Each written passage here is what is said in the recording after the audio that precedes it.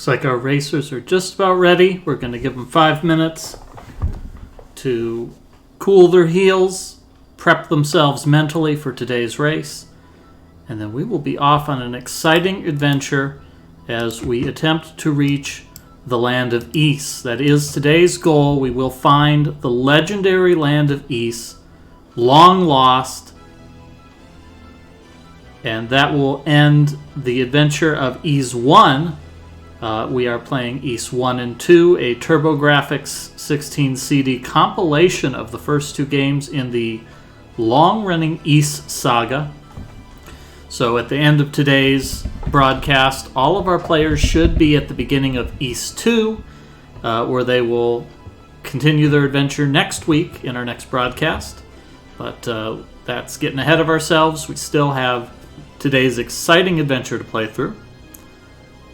We're going to see if we have any other racers join us. We've got Jackazam, who did not show up in last week's broadcast, but did just today catch up in the game so that they could join today's broadcast. We have Nighty rejoining us. I'm pretty sure that Nighty is not blind to this game, but it may have been a while. We've got Puffer King and Someone325. They were in last week's broadcast, so we'll be seeing them continue their adventure. And GFM is maybe joining us a little bit late, so we'll see if he arrives in time to join us on our broadcast. But for now, we're just having our racers chill out, relax, just a moment. We're going to be starting on the hour with this continuation of our blind segmented race series. We had a busy day yesterday. I hope that folks had an opportunity to check out some of the other events going on here on the Mystery Funhouse channel. We had Blasphemous Roar with the Weekly Blind. We did Dr. Lunatic with Cheese, the sequel to the Buafa's Spooky Castle, a popular game here on the Mystery channel. We also had Miscurry yesterday, which is a score attack event run by Internet Dirigible, and that's done each week on Saturday at 7 p.m. EDT, which is about 4 p.m. Western, 4 p.m. Pacific, excuse me. So if you're interested in joining in for that, next week they will return with a new game that our players will compete for score on, and see who can get the highest score over the course of a couple of hours. And then, of course, we have our other regular events. We have the Heavy Trooper Tournament is still ongoing. So if you'll keep an eye out on our Discord, you can see when those Heavy Trooper races are coming up and about ready to hit. And even if there isn't a restream, we do request participants to stream their games, so you can always do it the old school way with some multi-twitch to watch those Heavy Trooper matches. Just the other day I saw an exciting match in which we saw Andy H and 4H play Monkey Island for the PC. That was a fun race. At any rate, it looks like our players are just about set up here, so I think we're going to get this just about ready to go. And we should be starting in another minute.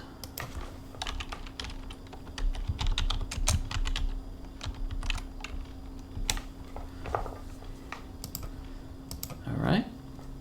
Looks like most of our racers are readied up.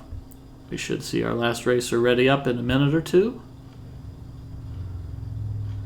And then we'll be off once again into the land of Ys.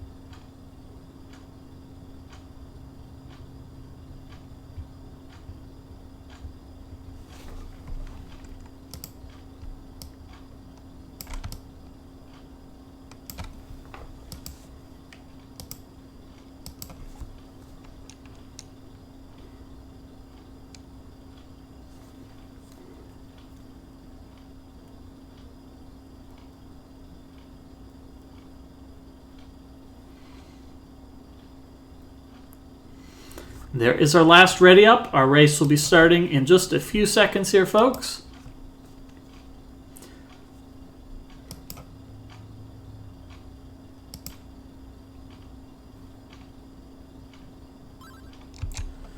And we are off.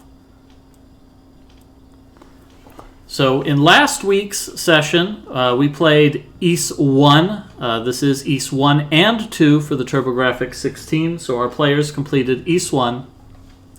Or they did not complete East 1, but they played through halfway through it. They collected 3 of the books of East. Their quest is to find all 6 books of East, and that may give them the secret on how to reach the land of East. And all of our players started here in the bottom of the mine. They defeated a ferocious monster. They collected the book, and they saved their game. And there's a doorway here that leads to a little room, and this room serves no purpose in this game. Thank you, Wicked X Mage, for the raid, Party of 1.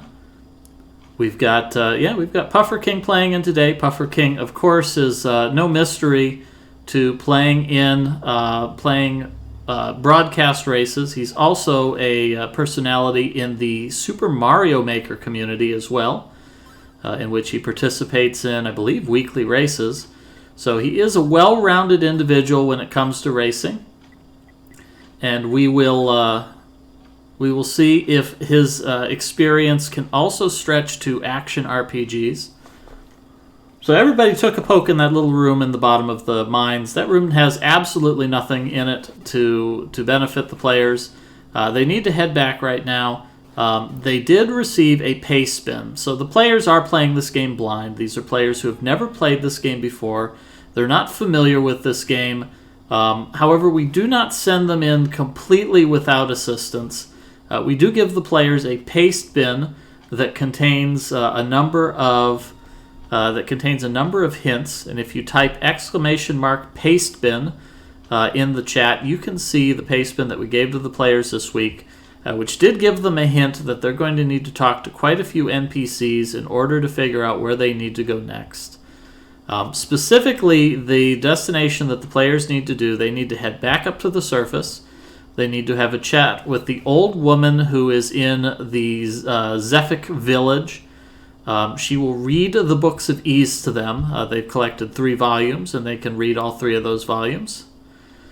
And then she's going to tell them to go chat with her grandson, who is actually the king of the thieves up on the mountaintop, and he will give them the guidance they need to reach Darm Tower, which is their next important destination.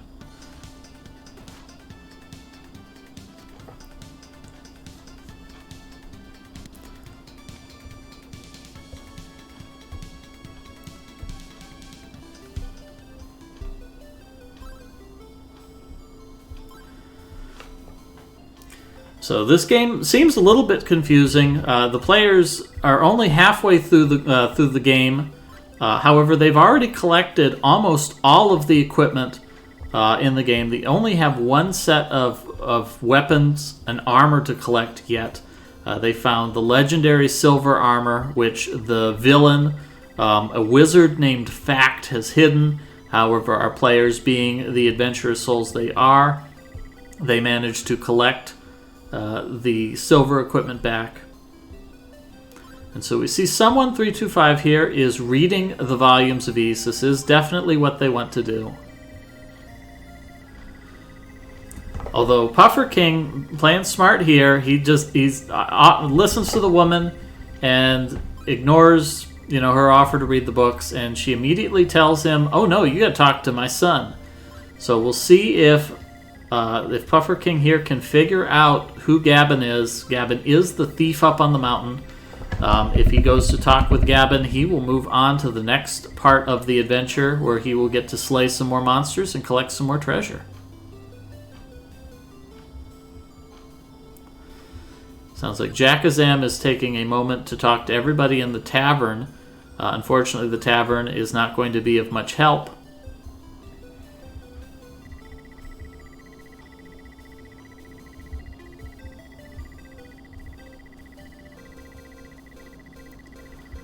Puffer King getting a very salient hint here, telling him that there's a tower that the thieves have been sealed in with a one-way door.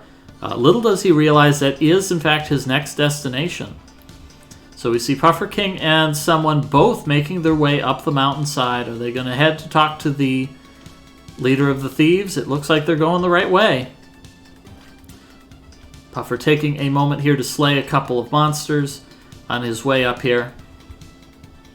We also see there's some disparity between the players' experience levels. At the end of the previous goal, they defeated a fairly powerful monster, so they did need to gain a lot of experience to get there.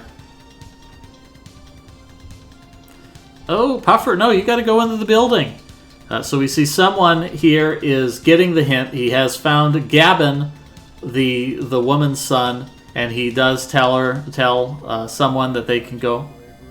You're going to Darn Tower to find the book, aren't you? The locals here call it the Tower of Death. You can imagine why. The door only opens from one direction, so none of the gruesome creatures inside can creep out. Once you go in there, you'll never be able to get back out. If you are really as brave as they say you are, then the entrance to the tower is at the back of this house. Good luck. And there we go. Puffer knows that he must have made some serious progress because now he's got a dude talking with him.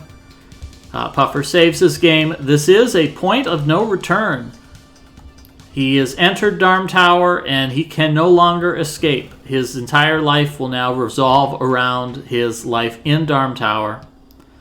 So he's best get used to exploring because he's going to be here for a while.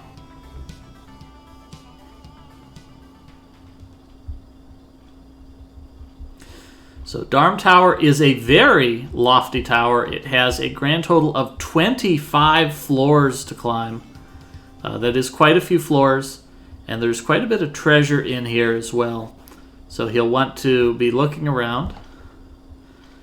Now it looks like Puffer has cleverly found the healing ring. So that will make it a lot easier for him to explore. Yeah, so unfortunately our players are playing this on BizHawk, and apparently BizHawk has a known problem with the audio losing track of its position. So the music has a bad habit of popping in and out as we go along. So it's unfortunate. We got some good jams, but there's some temporary jams.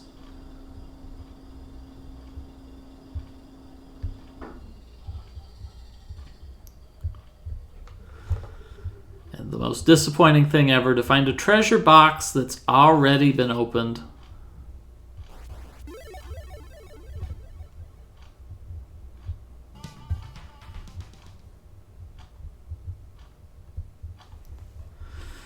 So Jackazam has talked to the correct NPCs. Nighty has talked to the correct NPCs. I think we may be seeing Jackazam head up the mountain as well. So this may be Nighty and Jackazam realizing their next destination is they need to talk with the leader of the thieves. No, it looks like Jackazam's going to explore somewhere else.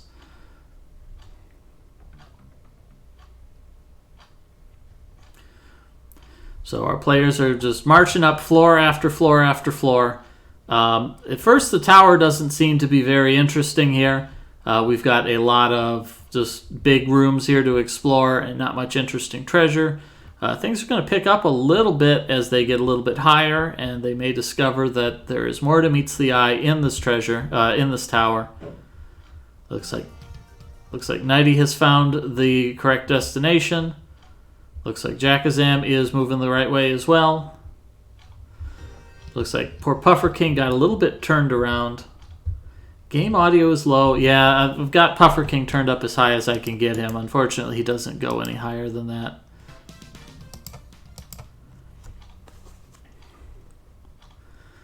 Go ahead. We'll see if let's see what if Nighty's got some better audio. Nighty has a good habit of keeping his.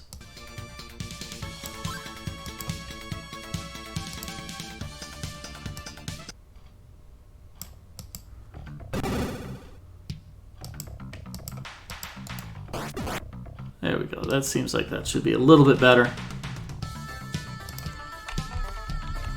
Nighty a little bit notorious in the community. None have heard Nighty's voice before. So while you won't get any commentary out of him, you'll definitely get some good game audio. He likes to let his gameplay speak for itself.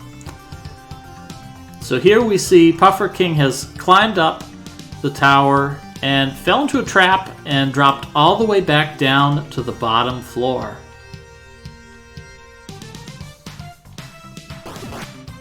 And he's waiting patiently for this NPC dialogue to load.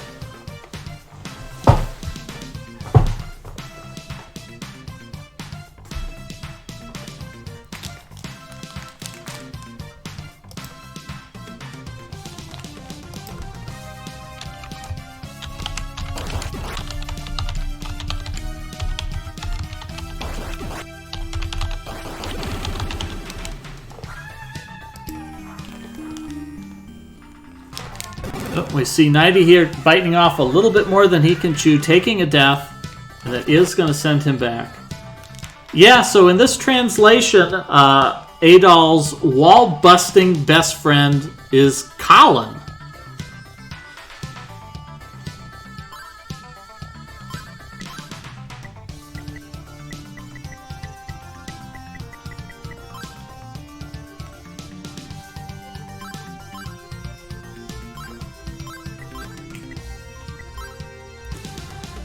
So Puffer King also discovering a little problem here. When he fell into this trapdoor into the prison, all of his silver equipment was stolen from him, which means that Puffer now has to rely on just whatever equipment he has purchased previously, which is going to put him at a significant handicap to his strength. However, if he searches around, he will be able to find that stolen equipment elsewhere in the tower.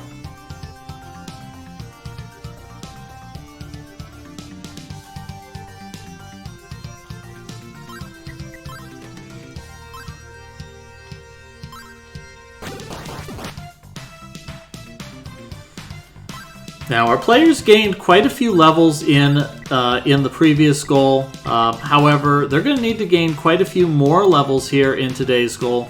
We're going to find a host of new enemies, and the players are going to want to make some judgment calls on which enemies they want to fight to maximize their experience gain. Some of these monsters are more powerful than others. Some of them are worth more experience than others. The ones that Nighty's fighting getting a juicy 16 experience each.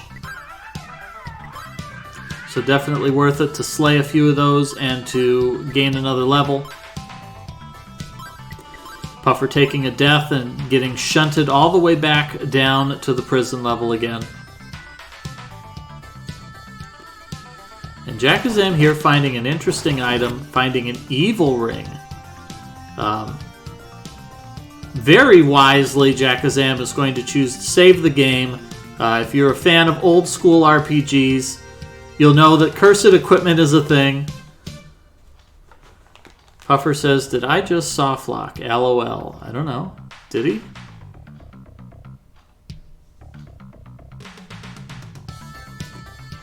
Puffer might be stuck.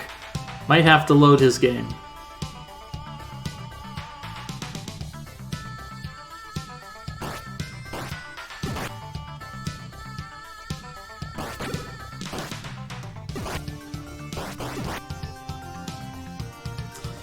Alright, so Puffer's not going to go back into that prison cell again.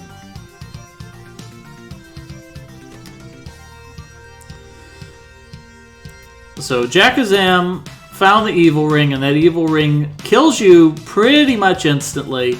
Someone 325, on the other hand, has found a blue necklace and has been informed that this blue necklace is an item that will protect you.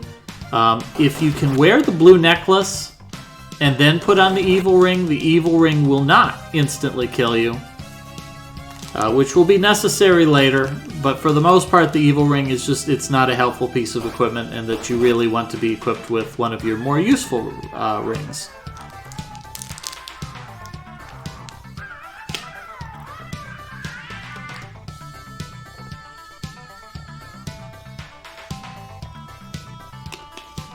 So right now, Puffer is coping with a dramatic drop in his combat ability as a consequence of having his silver equipment stolen. All of our players are going to have to deal with that when they get that far. It looks like Nighty and Jackazam are taking their time getting up that far, being a little more cautious in their exploration. Nighty falls into the trap.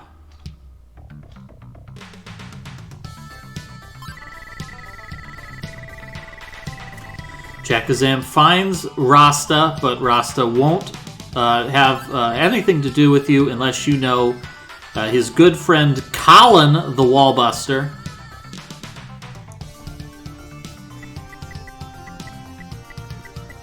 So poor Nighty here is also realizing that he is back down to his default equipment as a consequence. Hello, I'm Luda Gemma. Not long ago, I was walking through the many corridors of this tower. As I turned a corner, I came across a long hall with many stone statues lining its walls. Suddenly, an old man appeared in front of me. As our eyes met, he panicked and disappeared into the wall. Soon after, I was caught by the goons.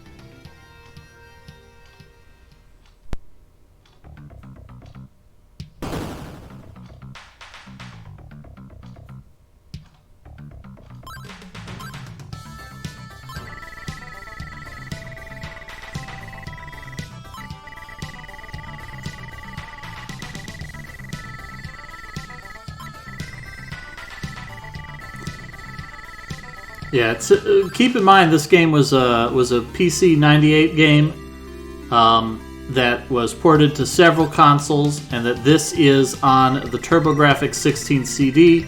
So naturally, that means that you get CD quality audio, which they used for all of these great musical, all these tunes, as well as for this for giving a couple of NPCs dialogue.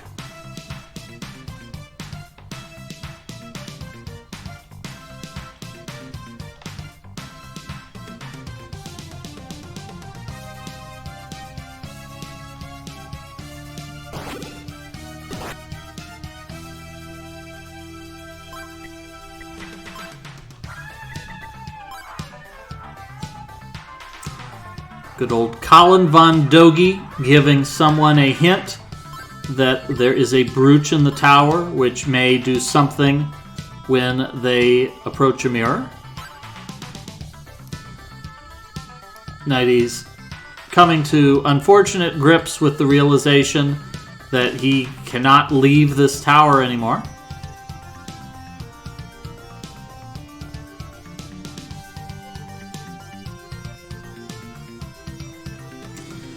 And someone has found the treasure box that contains the silver sword, which is going to give him back to his original offensive power. The players are going to definitely want to keep an eye out for these treasure boxes so that they can get their equipment back into the state it was previously. And of course, they're going to want to keep an eye out for when they have a chance to grind some enemies for experience. Looks like Puffer King has found the magic mirror and has been using that to freeze some of these enemies, which is a good idea when getting through some of these kind of tricky rooms, because that means that he will be able to defeat the enemies and they won't be able to fight back, which is always a convenient way to ensure victory.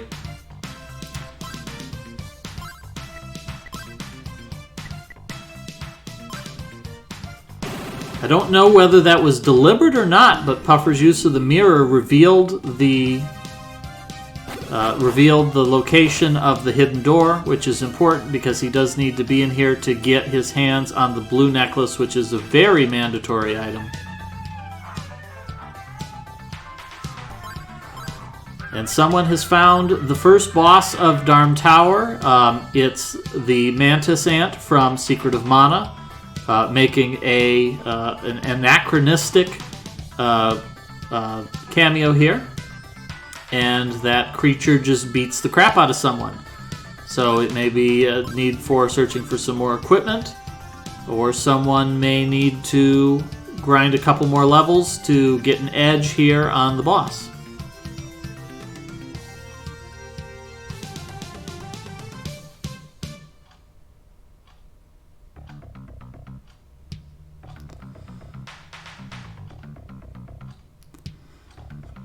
So hopefully our players are taking Rasta's advice. Rasta does recommend that they wear that blue necklace to protect themselves from curses. That is not just a idle hint. They will want to have that necklace equipped to ensure that they don't fall for traps.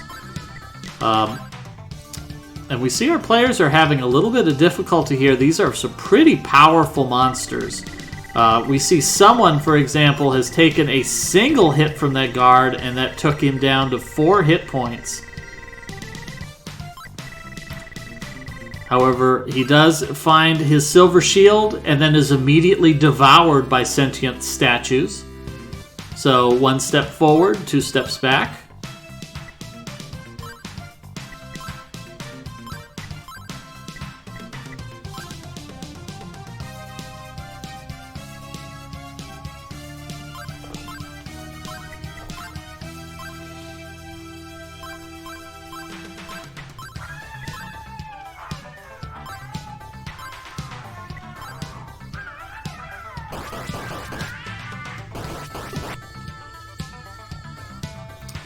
Now, I believe that all of our players in today's race, they did find the healing ring in the mines. That's good. The ring is not that obvious to find.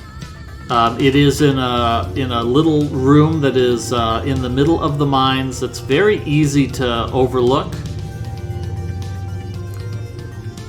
Unfortunately, that shield is not helping someone. Does get devoured alive by those statues again. Might not be a bad idea to grind a couple of enemies and to get those levels up. We see Jakazam here has been taking the time when she finds some monsters that are giving good amounts of experience points, taking the time to kill them and gain some levels.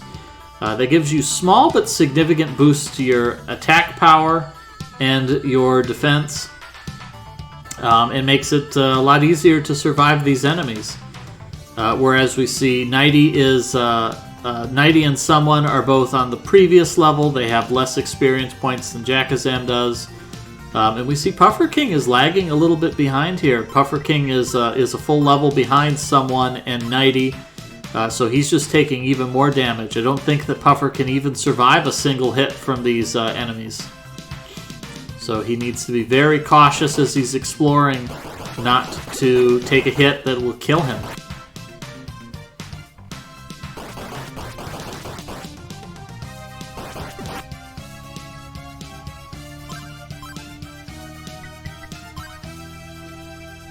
So Jakazam realizing that she has no more silver gear, that is able to take advantage of the fact that she did purchase the katana and the reflex armor, the second best, or one rank below the silver gear, which will mean that their exploration will be a lot safer than some of the others.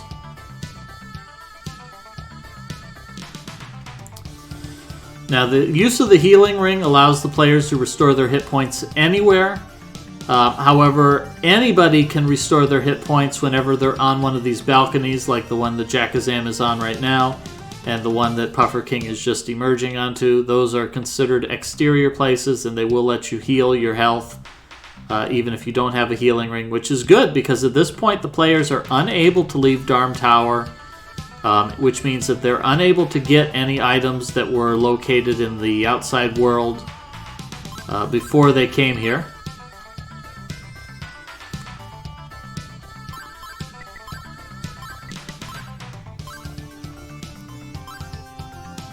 Now you're getting a little bit leery about this trap on floor 6, but all you need to do is wear that blue necklace and you're safe as can be.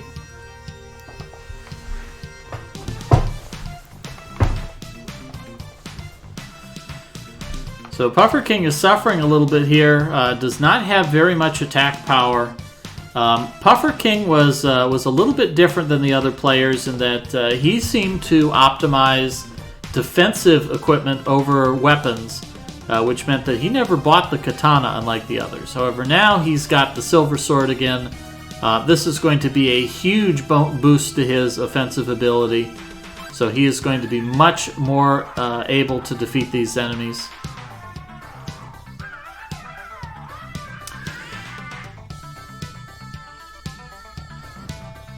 So someone found the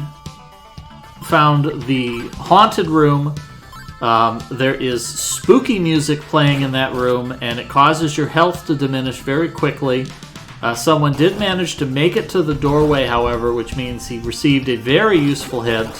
There's an old man in that room who tells you that the haunted music is coming from a singing pillar, and that if you smash the pillar, you'll be able to pass through unharmed. But at this time, someone does not have the equipment necessary to do that. Nighty pleased that he has found his missing silver sword. That's going to get his offensive power up quite a bit, which is going to make him much more effective at fighting these monsters. The general progression at this point is not too complicated. The players just need to make their way up the tower. There are a couple of bosses they need to fight. Each of the bosses is going to give them one of the Books of Ys that they have been missing. Puffer King is taking his chance at fighting this mantis, but he is not even strong enough to dent its chitinous armor here. Giant praying mantises are well known among RPG adventurers as one of the most powerful early game monsters that you fight. Adventurers rarely fight a praying mantis late in the game. They're usually tier 1 bosses. For example, the Secret of Mana, where it's the first boss in the game. The same goes for Soul Blazer. First boss is a giant praying mantis again. Praying mantises are generally tier 1 bosses, so this might be throwing Puffer King off a little bit to find a praying mantis that is more of a tier 3 boss. A very unusual situation, but we'll see if our players are able to cope with this significant abrogation of RPG tropes. That bad RPG from Giant Troopa a few days ago. I have difficulty believing that, number one, there exists a bad RPG, and that, number two, that bad RPG would show up in Giant Troopa.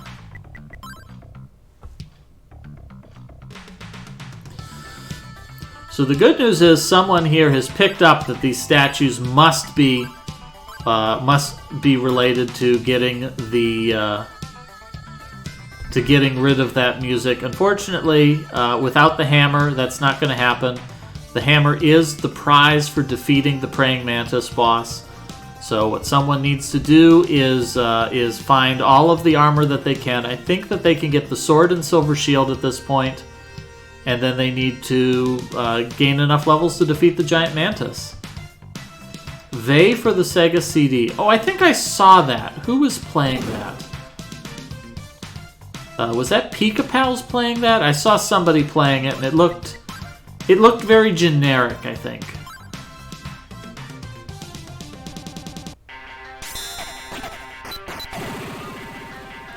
And Nighty walks up to the giant praying mantis. It plinks against its armor, and nothing happens. So Nighty realizes that he is dramatically underleveled for this fight.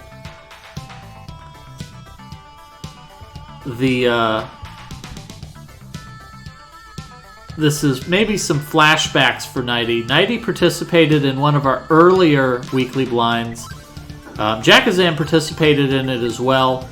We played Terranigma for the Super Nintendo, and that was another action RPG that had pretty tight level requirements for fighting bosses. I'm not sure what the mechanism was there. I think it was based off of your level strictly. But there were a lot of boss fights where our players just went straight in and were simply unable to do anything of value because their level was just arbitrarily too low.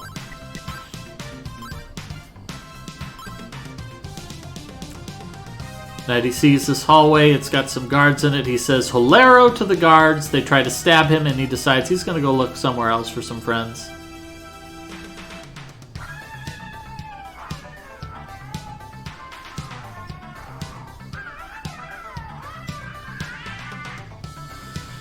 Shakazam sees a treasure chest that she very much wants. I'm just going to hide in this corner and hope that this is in fact a stealth game.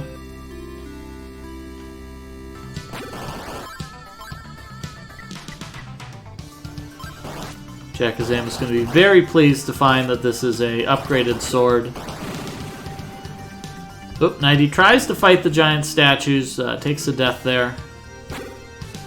The good news is you can very nearly save Scum here. Nighty has just saved barely outside of the room and is going to try to fight his way through.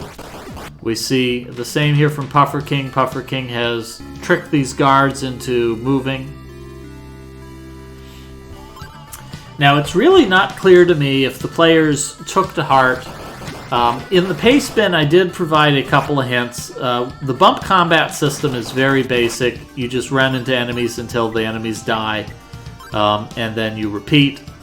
However, there is a little bit of strategy to it. The biggest strategy is that you really want to hit enemies in any direction except for directly head-on. So it's worth your time to get just slightly out of line with the enemies and then run at them. And if you do that, they're basically defenseless. They'll never hit you. It looks like a lot of our players have been trying to fight enemies head-on. So it's really not clear if they understood that hint or perhaps didn't even read it. Sometimes you might not even notice that in the pace bin.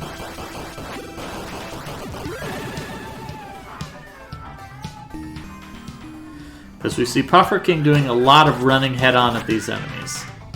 However, he's managed to do some damage here. Oh, nope, he gets eaten. Giant statue just chows down on him.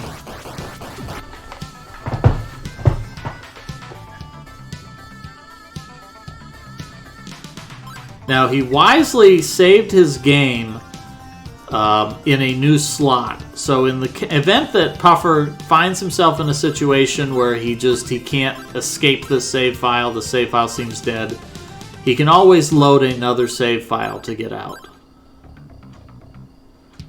Alright, looks like he made it out of the room. He is recharging health. He's doing alright. Someone is taking another stab here at the giant praying mantis. Had a little bit better of a fight here. Is at least capable of dealing damage to the boss this time. But it's not very much damage.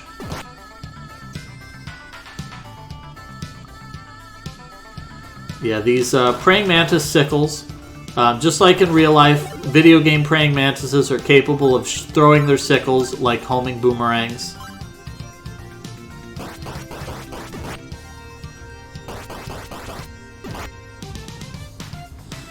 Yeah, someone really should just grind out one more level, I think. I think if they grind one more level, that should probably be enough that they could do this boss pretty effortlessly.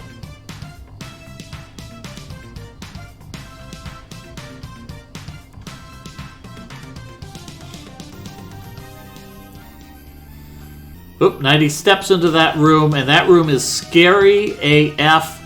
Nighty's taking damage being in there. Nighty says nope, he doesn't want anything to do with that room whatsoever.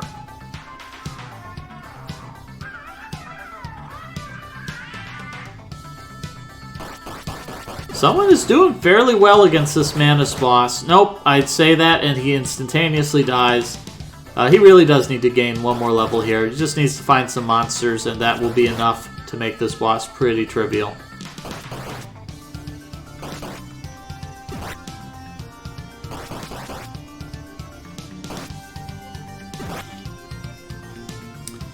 See, Nighty taking the time to grind a couple of enemies.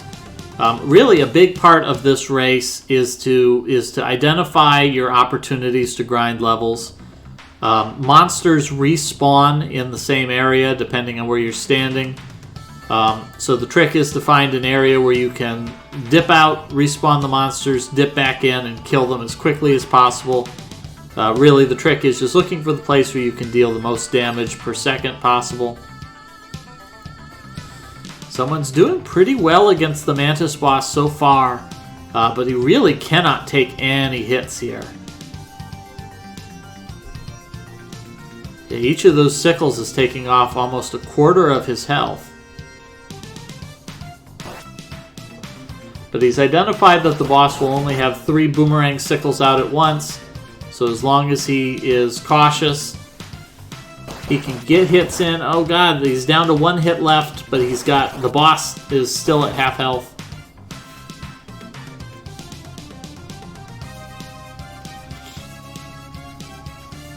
And another somewhat cruel trick, you do have healing potions in this game, but the healing potions don't work during boss fights.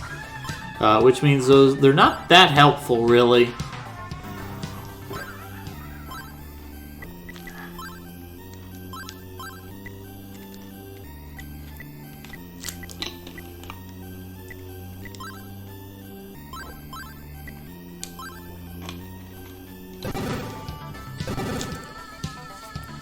And he makes his way through the room, finds the man here who gives him a hint on how to get rid of the music. So Jakazam has chosen to grind the attack statues here. This is actually a really good grind spot. These statues have a habit of just coming straight at you. They're worth good experience points. Jakazam's already gained another level there.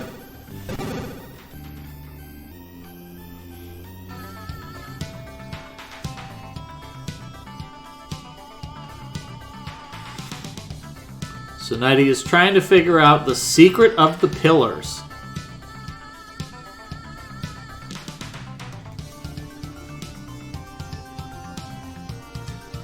Someone is continuing to fight against this boss, is insistent on defeating this boss. They can do it. This is possible. So we'll see if they manage to keep this up. Puffer King runs head-on into a soldier and dies ignobly. But hey, that's what save scumming is for.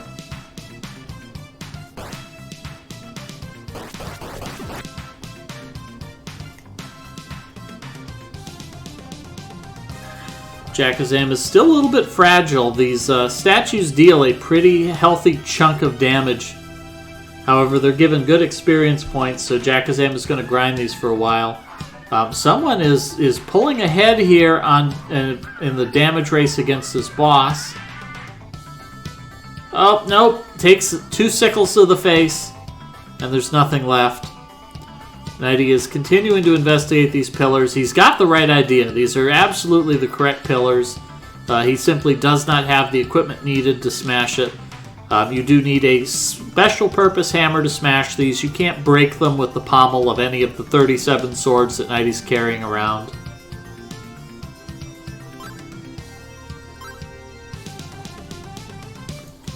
And Nighty's found a very important NPC here. It's Gemma the Bard. Little do the players know that Gemma there is going to be their best friend. He's going to give them an absolutely mandatory piece of equipment later. So hopefully Nighty is taking note that Gemma was hiding there so that he knows later that he needs to return.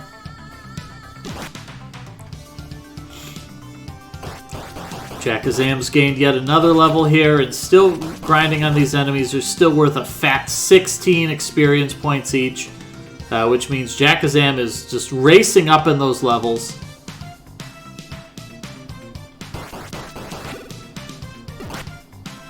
Jakazam's a full, almost 1,000 experience points over the other racers at this point.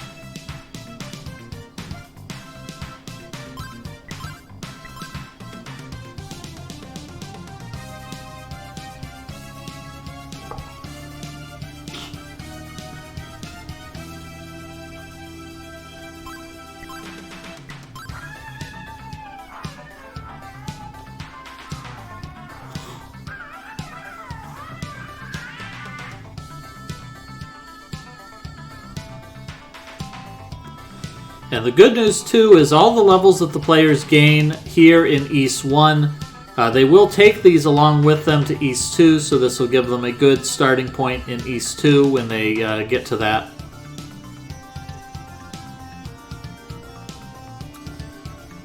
Jakazam, one enemy away. There we go. That's another level for Jakazam. And finally, these enemies are starting to dip down in value. Jakazam's now only getting 8 experience points each. which means that Jakazam now is going to need to defeat 8, let's see, it's 400 experience points divided by 8, that's about 50, yeah, it's about 50 more enemies. Which is a reasonable number, so we may see Jakazam grinding out yet another level.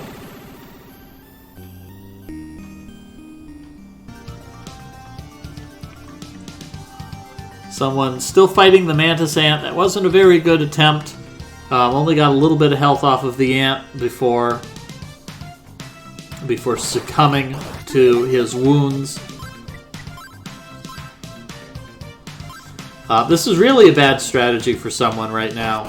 The fact that you can do this doesn't make it valuable.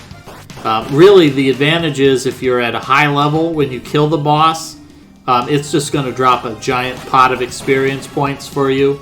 And since boss experience rewards aren't affected by your level, that means that it's basically going to be a lot of free grinding.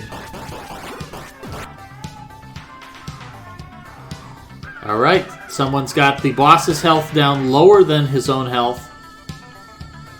Ooh, here's a good opportunity. All those little sickles are out. Oop. Gets caught there. Oh no, the ant goes the wrong way. That's a good... This is looking good for someone. Oh, needs to be careful.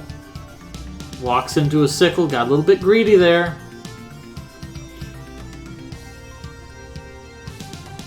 Really close, really close. This is another good opportunity. Oh god, it's so close.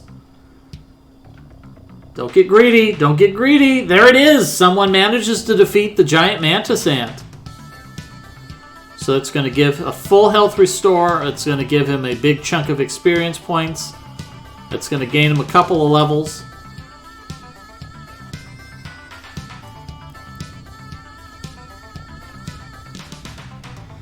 And someone is going to pick up a hammer and is going to pick up the 4th book of Ys, volume Mesa.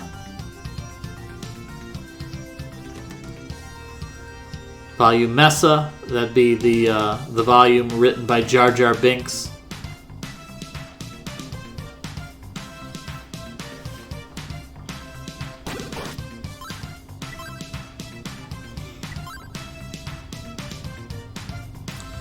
Jakazam almost up to 4,900 experience points. It's going to be a really healthy level.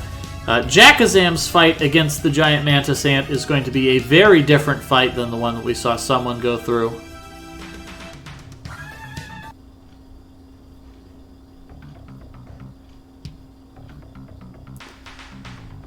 Looks like Puffer King has got about the same idea. Puffer King is fighting the giant statues here, trying to gain a couple of levels. This is absolutely the right move from Puffer.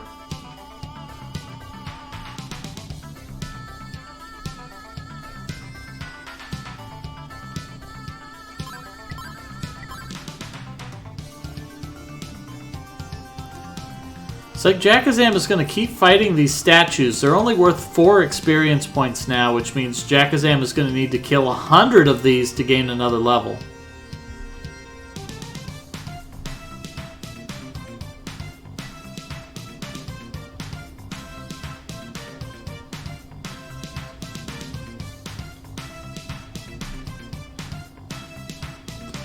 Yeah, this game was ported to a lot of different systems. I believe it was PC 98 was the original version. This version is for the TurboGrafx CD. There is a version of Ys 1 for the NES. There is a version for the Nintendo DS, PC 88. There is a version for the Nintendo DS even. Which a touchscreen with a touchscreen map, which is what every RPG enthusiast wants.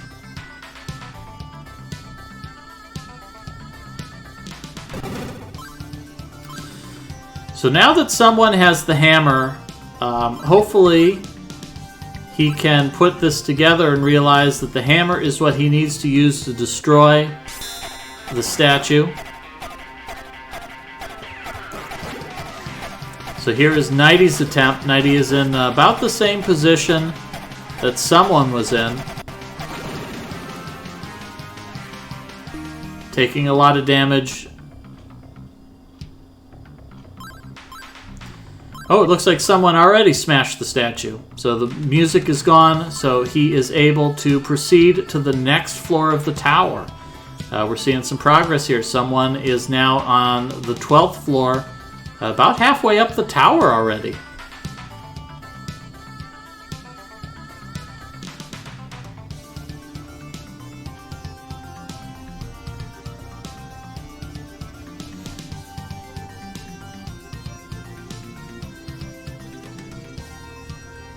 It's like Jakazam is going to try to fight these statues some more. These statues are still dealing a lot of damage.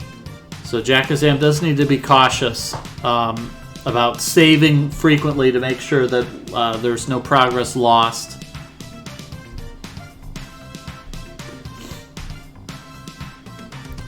Puffer is still having a lot of trouble here as a consequence of just running head-on into enemies. If he's tried fighting these enemies from an angle, fighting them by hitting them off-center, he would do much better at his combat.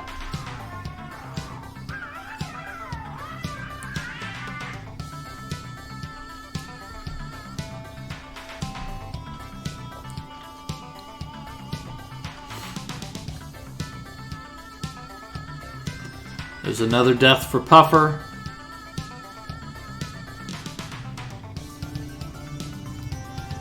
Someone getting a lengthy speech here.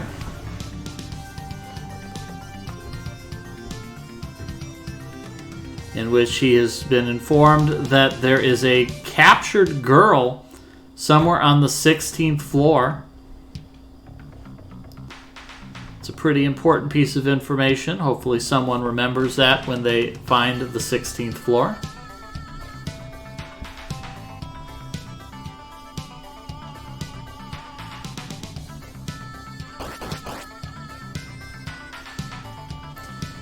Yeah, Puffer's struggling quite a bit with combat here by fighting enemies head-on. And here someone has found yet another boss enemy.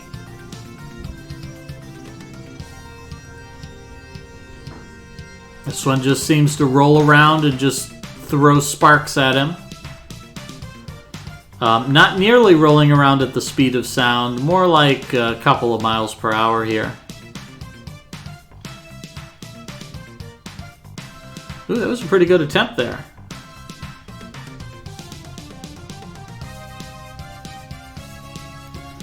So someone found a pretty good strategy. Might be able to defeat this boss pretty quickly if he can maintain it.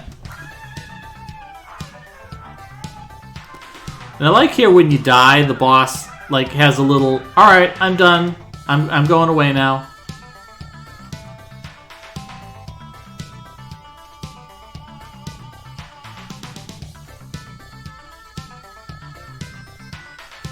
There we go. A very well done fight there from someone 325, defeating yet another powerful boss very efficiently. He's going to gain some levels there. Actually pulled ahead of Jakazam in experience points as a result of that fight. So very well done. He's going to get the brooch, and is going to pick up Volume Gemma. So someone already has 5 of the 6 books of Ys.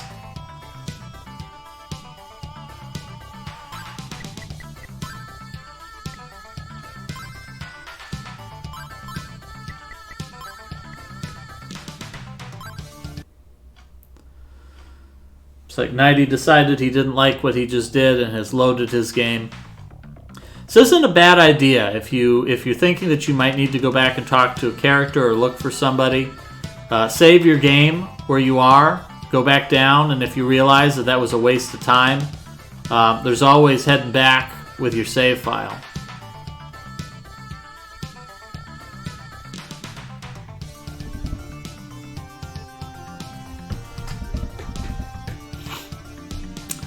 Jakazam learning all about the magic statue that sings to deal damage. but unfortunately is not equipped right now to do anything about it. So someone has the magic brooch, and this is going to allow him to teleport with the mirrors. So we've got a good old-fashioned teleporter maze here. Not the first and not the last that we'll see in the Ease series, or even in this game.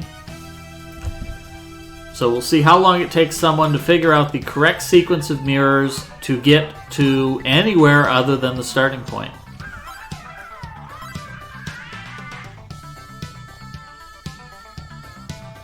And that one was wrong.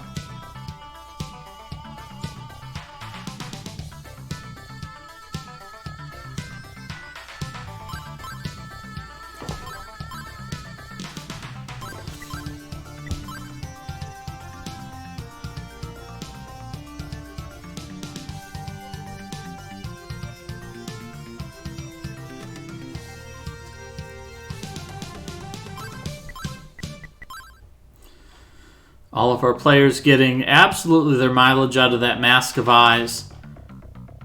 We've seen a lot of our players like to just put on that Mask of Eyes and just leave it where it is.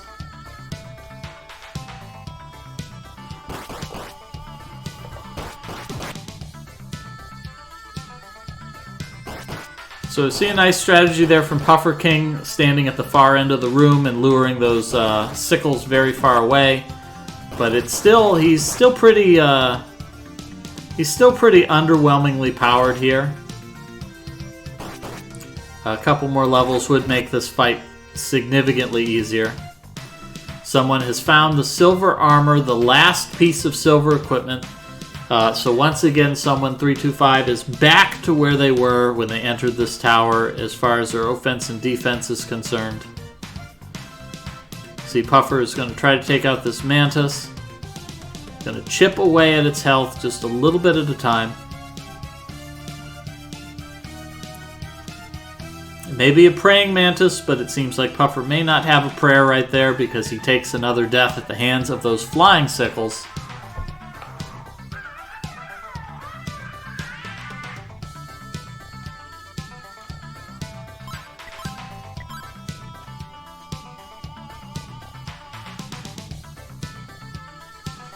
So we see Jackazam and Nighty are in the same boat right here. They got the hint from the old man, told them that there was a pillar that was creating the evil music that is causing the damage in that room. They're trying to figure out what it is, but they're missing a piece of equipment. They do need to focus on killing the bosses before them. I don't think Jackazam has found the Mantis boss yet, because at Jackazam's current experience level, the Mantis boss is going to be an absolute pushover.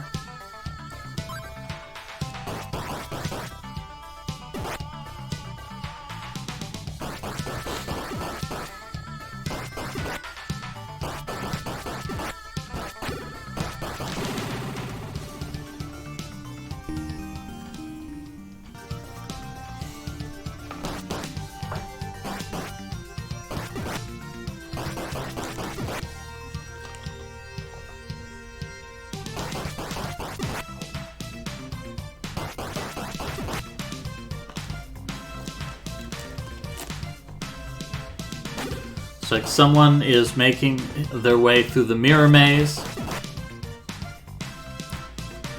Still hasn't quite picked it up. The trick to the mirror maze, of course, is that like all good teleporter mazes, at one point there's going to be a teleporter that you have to go back into, and that's where the issue lies. Someone is going through this northern mirror, and the southern mirror is the right way, and here it is. He goes through the correct choice. That takes him to the stairs, and he is on to floor number 14 of this of Darm Tower.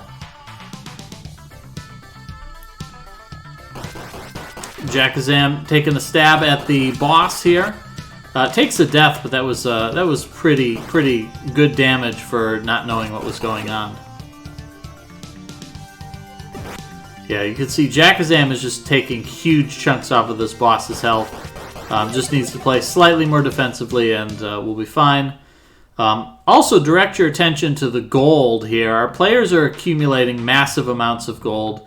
Jackazam has maxed out the counter at 65,535 gold pieces. You can't even carry any more than that. And why would you? There's nothing here to spend it on. Because there are literally no more shops in the game. So Jackazam has turned the speed down to slow. And is going to fight this boss a little bit more thoughtfully. Still takes a death here, though. The trick here is just needs to lure those scythes out a little bit.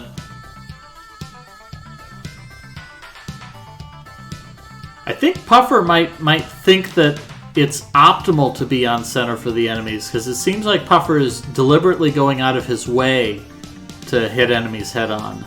He might think that trying to hit an enemy at an angle is going to give him a disadvantage.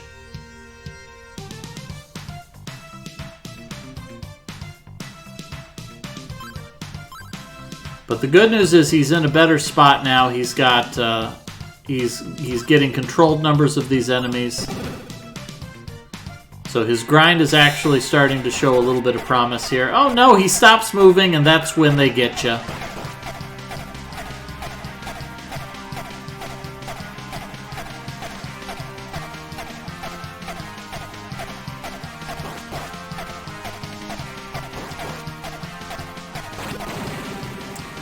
Oop, that was a pretty good start to a fight there by Nighty, but then he gets devoured by this.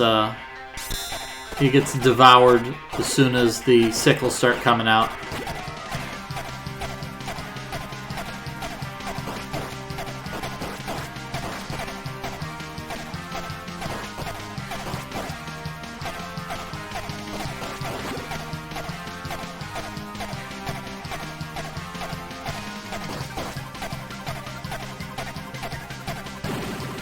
Ooh, that was a good attempt by Nighty, but he takes a loss there. Someone found the bridge to the annex where the girl is lost. However, he has made an unfortunate mistake here. He didn't pay attention to what the old man said. The old man said you need something to repel evil. I believe someone already has it, and that is the evil ring. That to open the doorway here, someone needs to equip the evil ring and the blue necklace together, and that will allow him to open the door and to advance.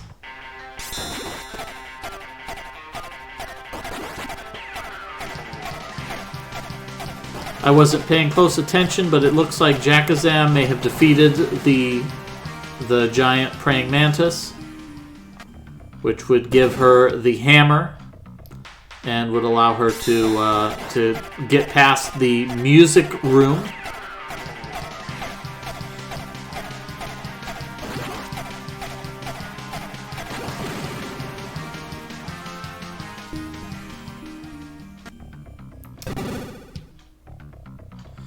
Looks like Puffer King is starting to make some progress here.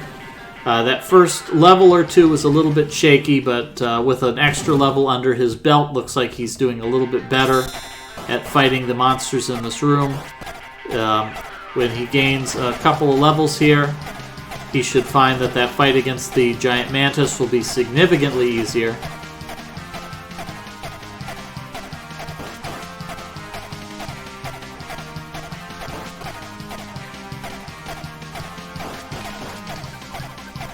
And getting a couple of good rounds against the mantis.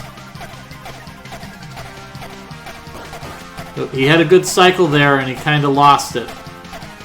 There it is. Nighty gets the kill here.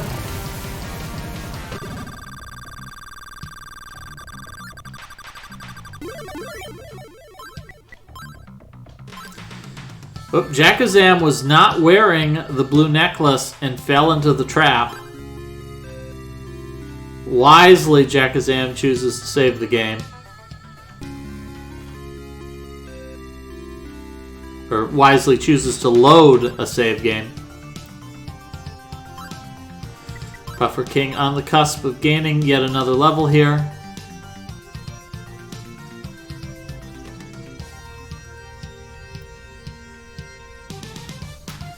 Still having a lot of trouble. Puffer is finding the combat in this game to be pretty difficult.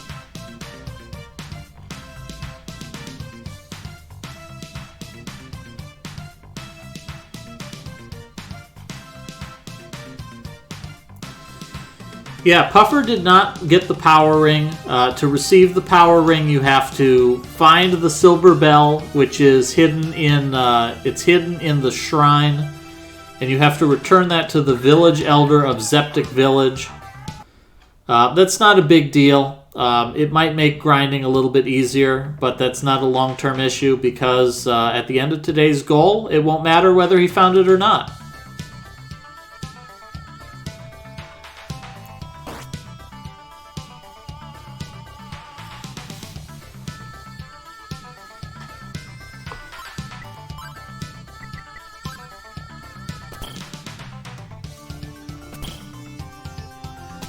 Oh, here we go. We see Nighty and Jackazam here are neck and neck.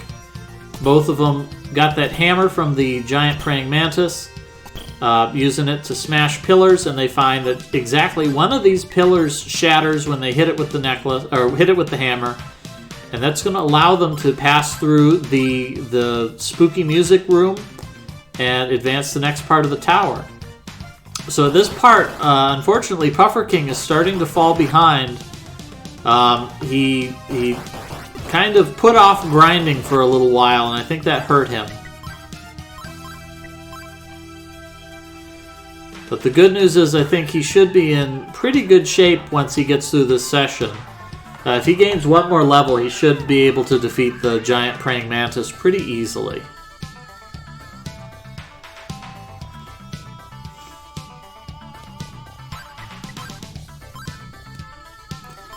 Oops, someone found a treasure box, was going to try to get it. Unfortunately, there's yet another trap. There's lots of traps in this tower. You got to wear that blue necklace or you'll fall into every one of them.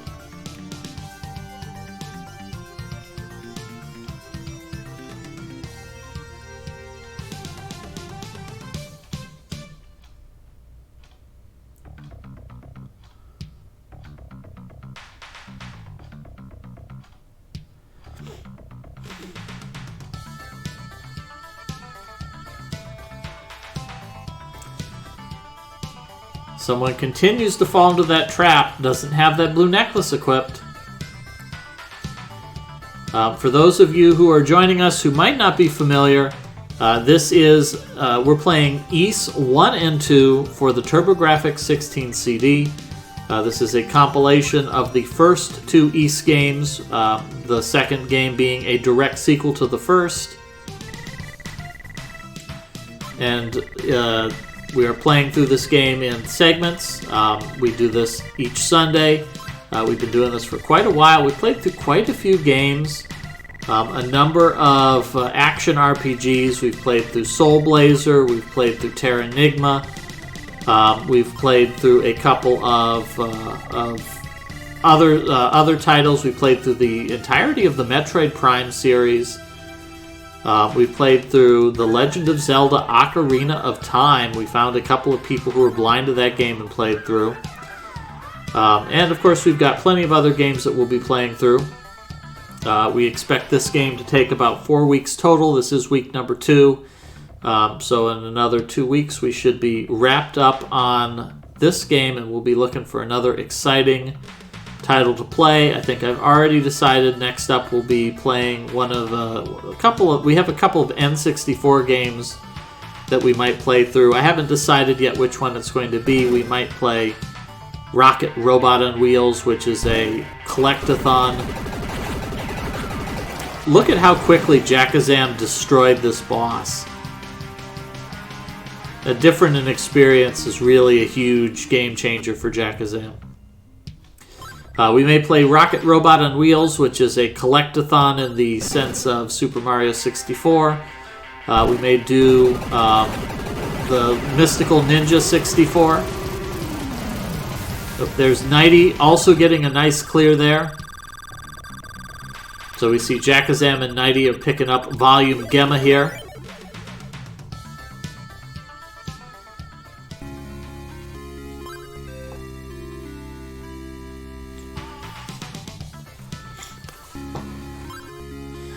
So keep an eye out for that. We've been doing a number of these segmented races. This is a good way that we can play games that are not realistic for playing in a single sitting. Only a lunatic, for example, would sit down and play something like, say, Dino Crisis for about 8 hours in one sitting. That's just unreasonable. But we'll have more of these races coming up each week where we do them in segments. If there's a game that's been in your to-play catalog for a while that's pretty lengthy and you're looking for somebody to play it with, just let us know and we will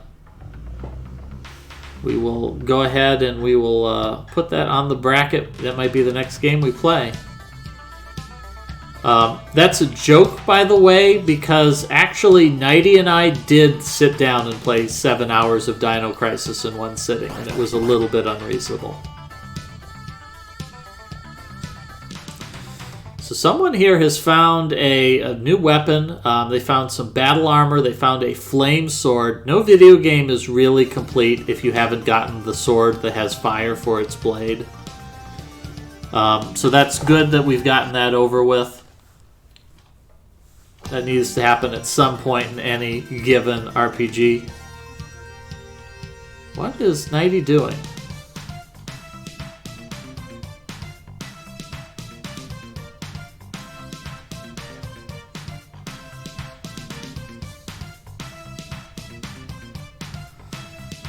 I mean, light is basically a kind of fire. I think we're losing some frames here on Nighty's side. I'm not sure what's going on.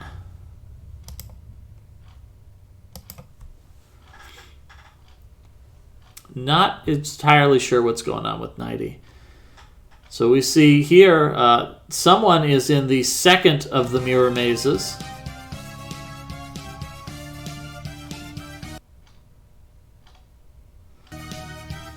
Because, of course, it's not... One teleporter maze is not nearly enough. You do need at least 2 teleporter mazes to make it a proper adventure.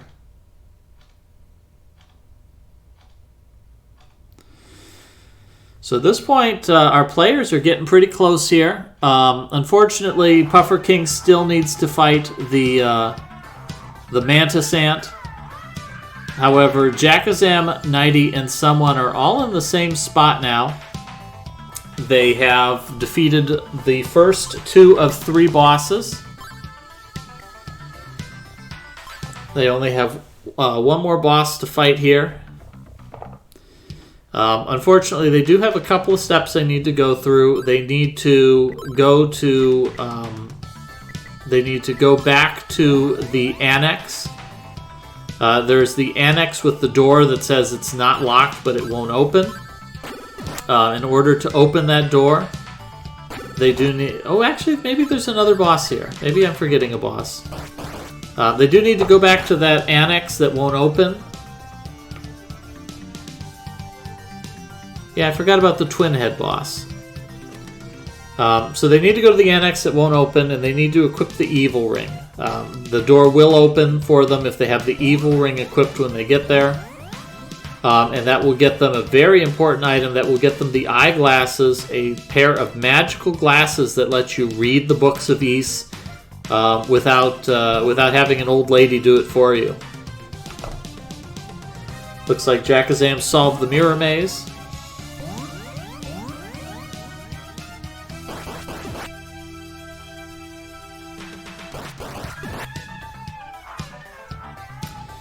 Oh, that might be the issue. Yeah, if someone's missing the evil ring, they're going to have to go back and search the tower for it.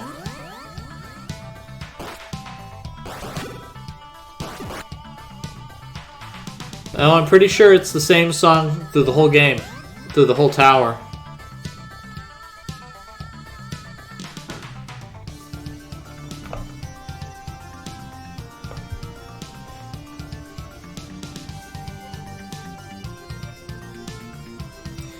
Yeah, I'm not sure what happens if you try to fight Fact with only without the eyeglasses. It might be you defeat him and you get the last volume, and then you can't do anything because you got to go back and get the glasses.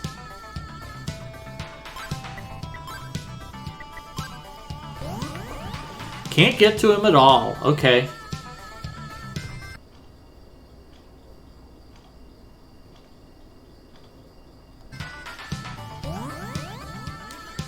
Glasses lock the blue amulet.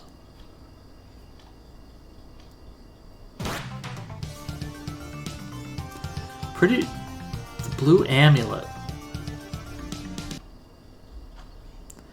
At any rate, we see Puffer King here has made a piece of tangible progress. He has defeated the Praying Mantis boss and is going to recover his 4th Book of Ys, as well as getting his grubby little mitts on the hammer.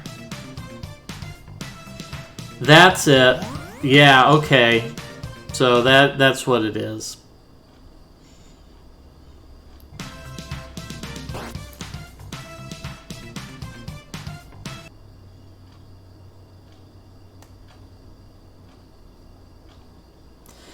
Yeah, so unfortunately that means someone is going to need to take a deep dive into the first part of the tower and try to find that evil ring.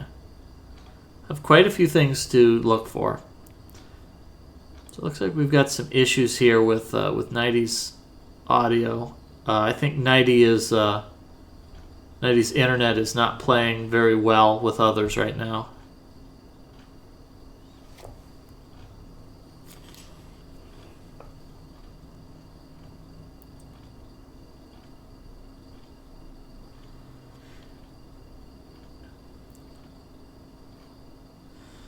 So I'm not sure what someone thinks is going on here in this boss, but I believe this boss is pretty simple. You just hit the red head until it dies.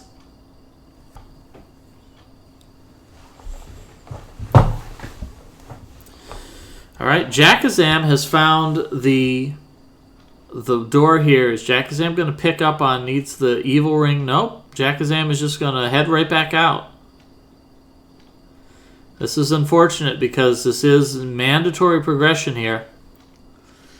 Yep, we see it there. Someone does not have the evil ring. That means that they're not going to be able to open up that door.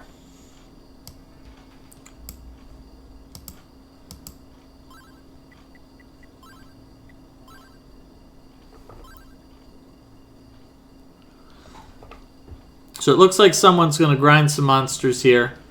Not a bad idea. These monsters are worth a pretty good amount of experience right now. Yeah, those are given like 32 experience points each.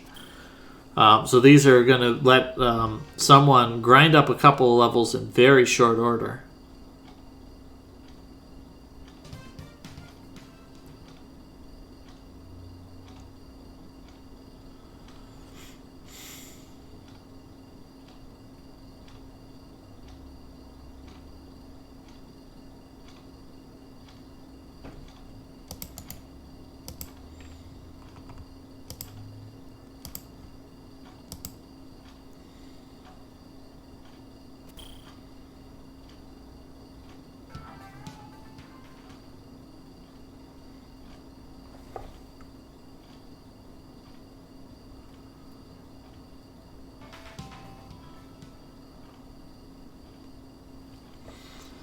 Alright, so someone packing on a couple of levels of experience here on these mirror ninjas.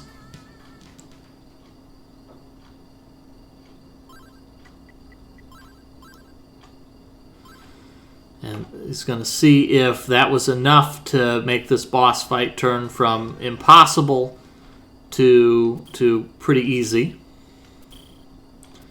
See, Puffer King is running around. He's got a hammer. He's just whacking everything with his little hammer. When the only tool that you have is a hammer, everything looks like a nail naturally. Yeah, look at that. Someone is dealing big damage here on the boss now. And there it is. An easy boss fight for someone 325. Gets that nice boost of experience points. However, at this point, it's going to find that he can't progress any further. So as we saw some folks in the chat mention, these last 5 floors are a gimme. You actually just go up 5 floors right here at the end. The final door, you touch it and it takes off half of your health.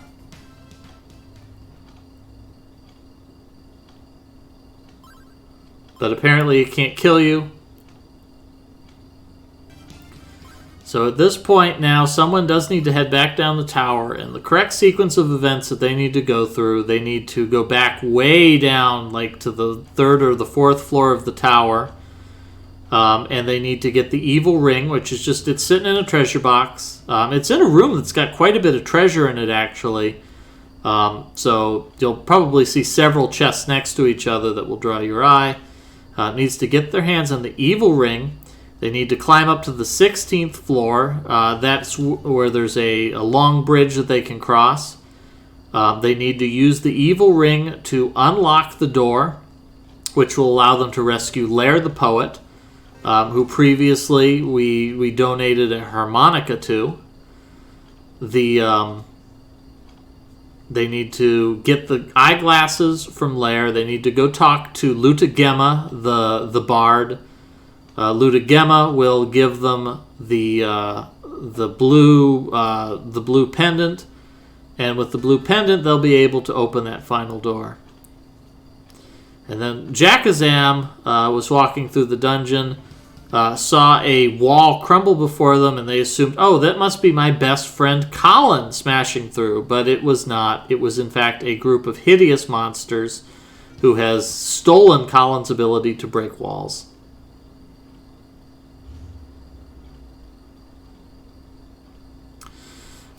I hope poor Nighty's okay.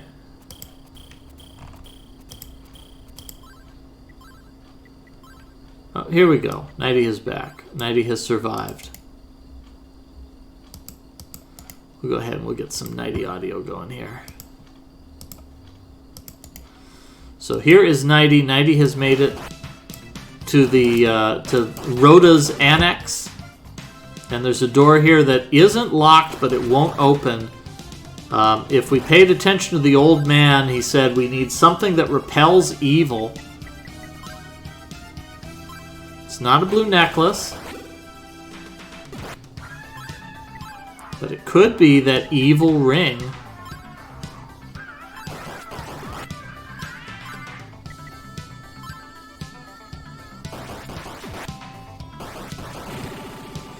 Ooh, Nighty taking a death. These little green booger monsters are pretty aggressive.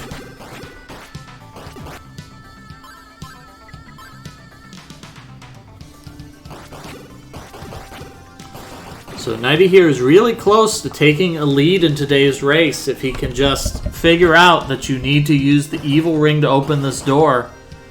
That's all it's going to take for him to take the lead.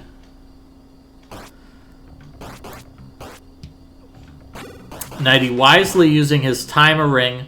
The timer ring, as we talked about in the previous race, makes monsters move at about half speed.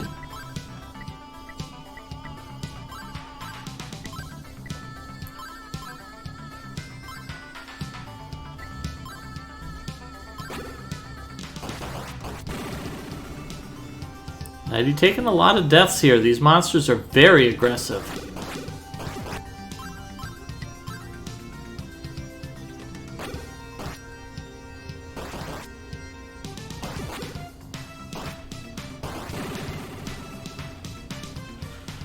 And they have a bad habit of just respawning just off screen, too.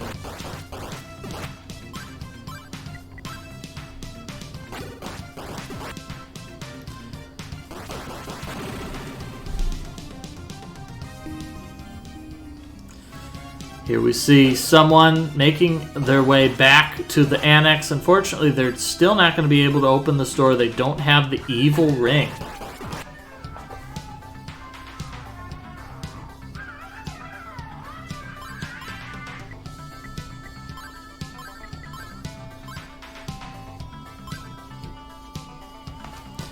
Although the good news is someone with all of this equipment that they've got will have very little difficulty dealing with these obnoxious monsters in here.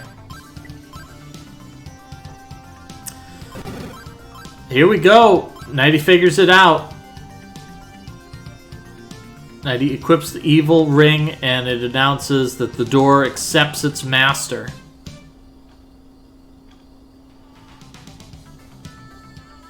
Adolf, it's me, Lair, the poet. I knew you had the courage to save me, but to be honest with you, I allowed myself to be caught. I didn't know any other way to find you. I have something of great interest for you. You are aware of the books of Ys, but not everyone can read these books. I have a pair of glasses that will allow you to do so. You have shown your courage, and I see you as our only hope. Please, take the glasses.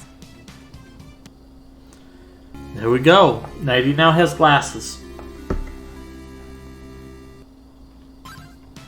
The demon who locked me here is Darkfact. He is plotting to use his evil powers to make this land his own. You must defeat Darkfact if we are to have any chance.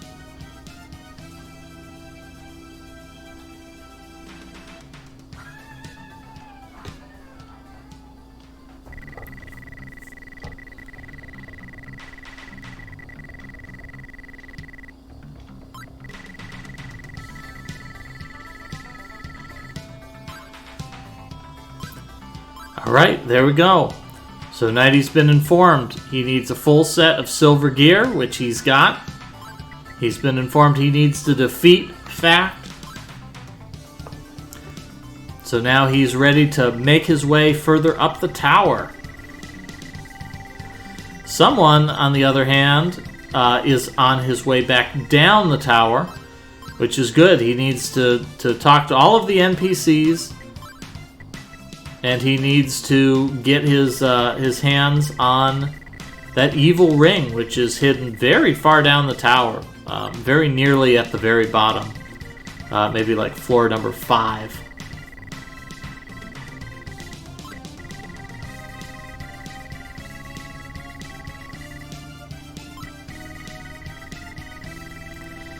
So it looks like Nighty is taking a moment to use the glasses he has to read these volumes of Ys that he hasn't read before, which is good. You will need to read all the volumes of Ys, or at least the last volume you have to read.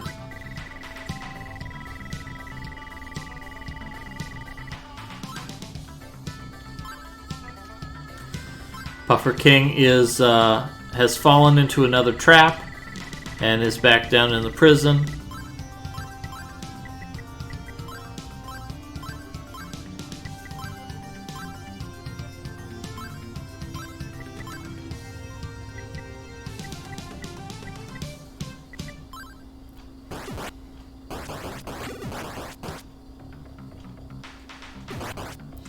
It's like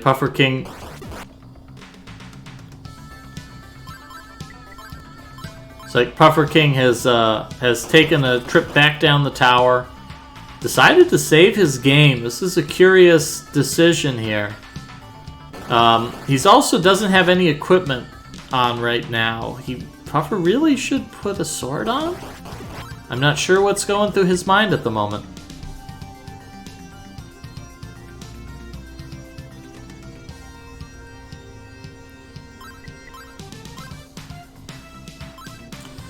So someone making his way further down the tower. Jackazam making her way up the tower.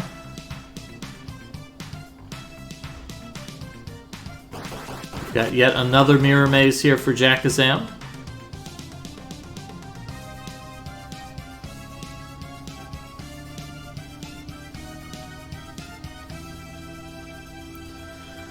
Is Puffer even aware that he has absolutely nothing equipped? He's as naked as the day he was born. Or at least as naked as most people are born. I suppose it's entirely possible Puffer was born fully clothed.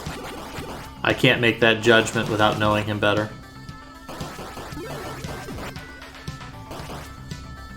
Puffer is just going to beat these guys barehanded to death.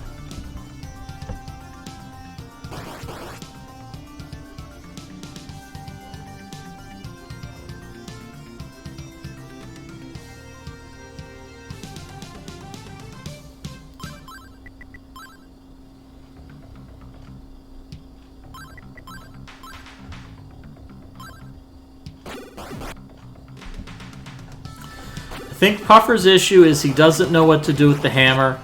I think he'll figure it out if he just braves the room of the killer music once.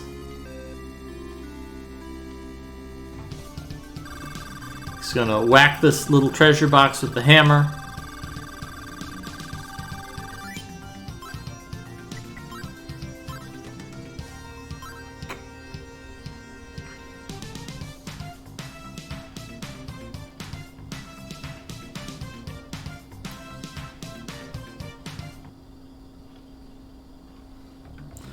So it looks like Jackazam has found Twin Head. Jack should actually be in a good spot for damaging this boss, just needs to figure out how.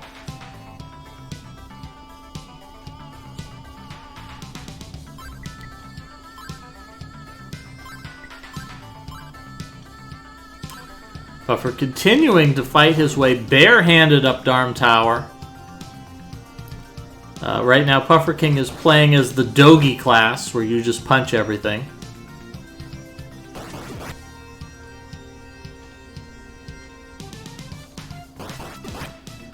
I wonder what is going through his head at the moment.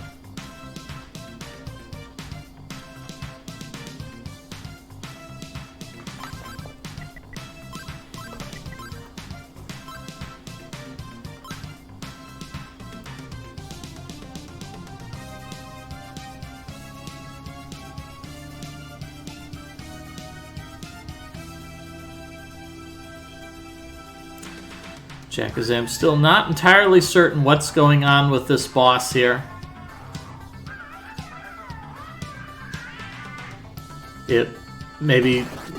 Jackazam tried hitting the blue head, nothing happened. Maybe picking up that the red head is the weak one. Puffer's continuing to look around. I think right now Puffer's issue is that he hasn't figured out what to do with his hammer, and he hasn't gotten the clue from just beyond the deadly room. It's understandable that you enter a room and it almost instantly kills you, that you think, oh well, I just don't want to be in here at all, but in reality you do need to go through the damaging room at least once to get the hint that'll let you progress.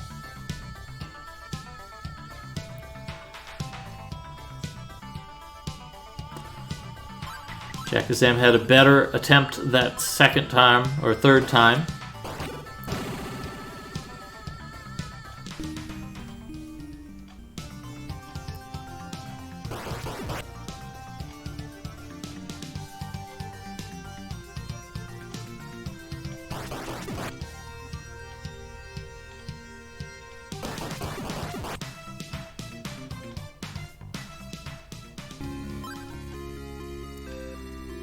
Eddie picking up some battle armor here.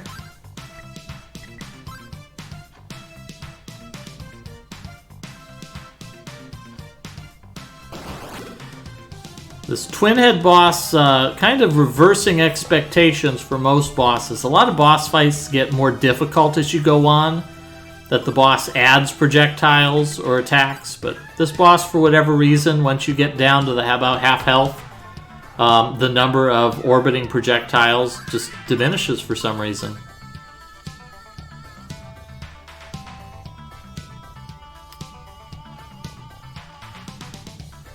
So Jackazam and someone are both on nearly the same footing right now. Jackazam has reached the topmost floor, but unfortunately there's nothing to be done there. Someone is not wearing the... Someone was not wearing the blue ring, and unfortunately, for having fallen down this far, loses the silver equipment. Is going to have to get it back again.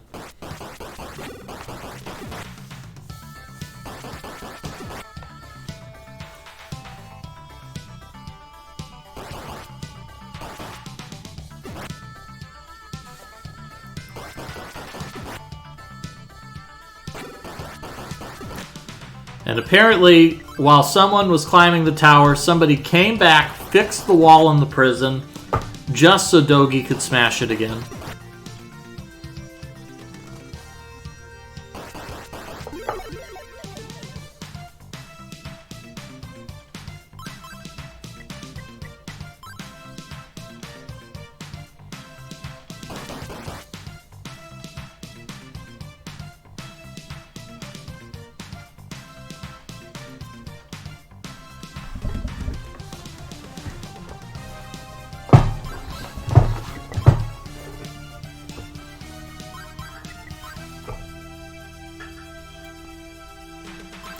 So Jakazam going back on an adventure down the tower. And here it is. Someone finds the treasure room that they had missed, and in it they find an evil ring. So this is good progress for someone, because this means that they'll be able to use that ring to get into the annex.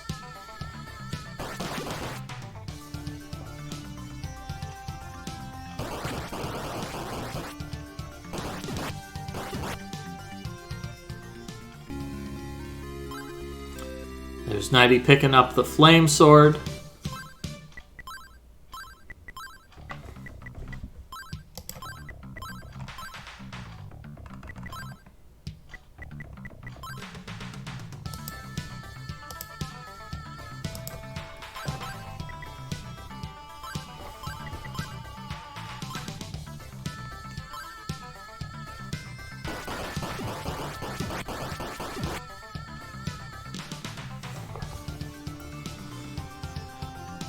So unfortunately, it seems like Puffer has managed to get completely lost. Yeah, I think he's a little bit frustrated now. He's not certain which way he wants to go.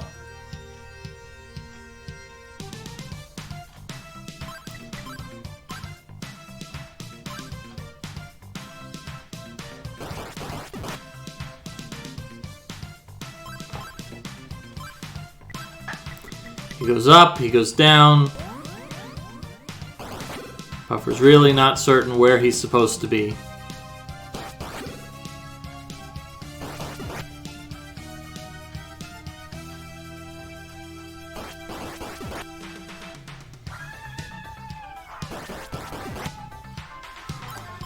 Looks like Jakazam... I'm not certain if Jakazam's trying to grind on these enemies. These are worth barely any experience now.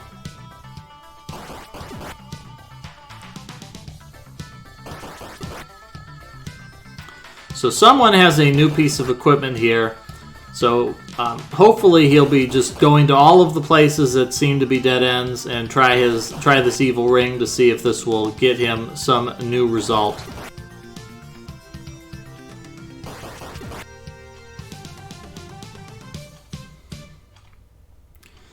The evil ring, it looks like you might think it's a piece of equipment. Since all of the items on your equipment menu are mostly just offense and defense for combat. So the evil ring is a little bit unusual in that it's a piece of equipment that you use to solve puzzles instead of fight monsters. So that might throw him off a little bit. Hopefully someone realizes that that has more use.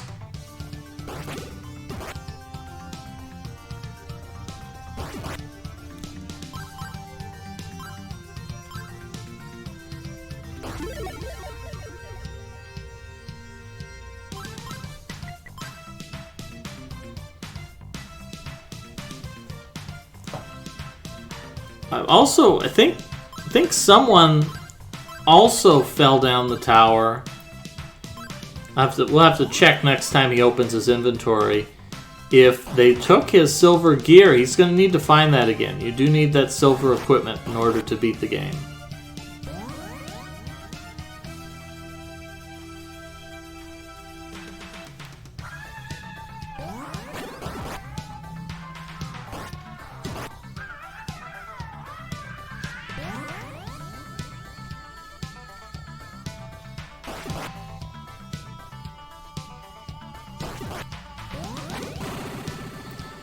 Puffer continues to go on a naked jaunt up the tower. Or down the tower, actually. He's been through this room several times. I'm not sure where he's going. Now, he might be confused and think that one of these balcony levels has more than one door. These balconies are confusing, in that it's very difficult to tell when you have returned to where you were. But there is only one door in each balcony, unless there's a wall segregating it, in which case then it's obvious there's more than one. It didn't go well for Nighty. Nighty tried to fight the twin head, but took some bad damage.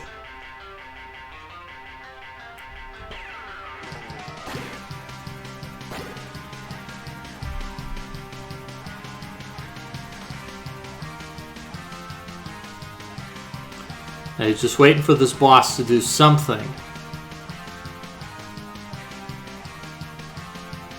But it's not going to do something.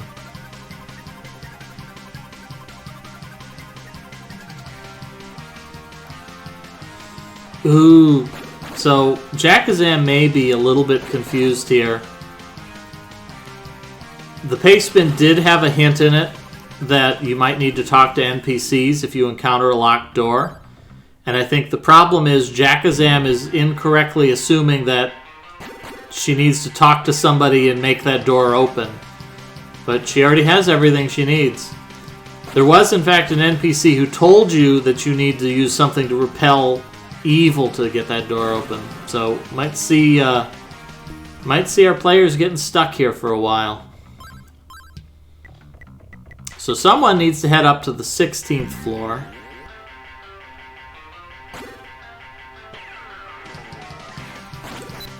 And on the 16th floor can rescue Lair the Poet.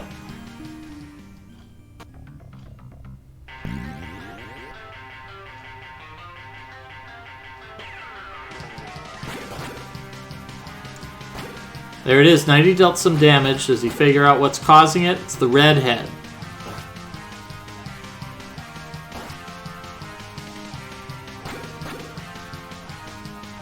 Only the red one. Blue one doesn't do anything.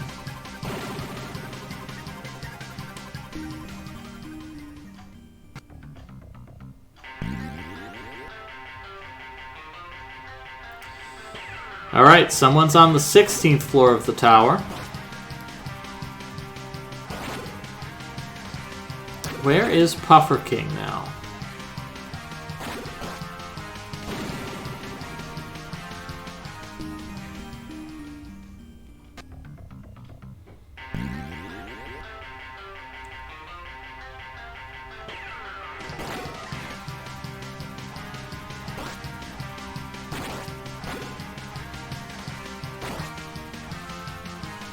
Alright, looks like Nighty's figured out what's going on here. Just needs to keep damaging the red head.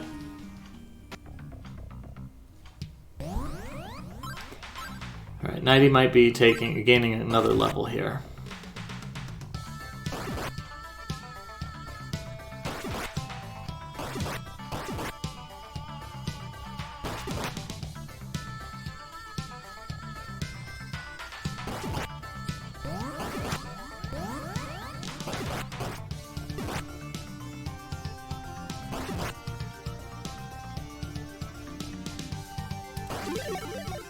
All right, someone is back in this room.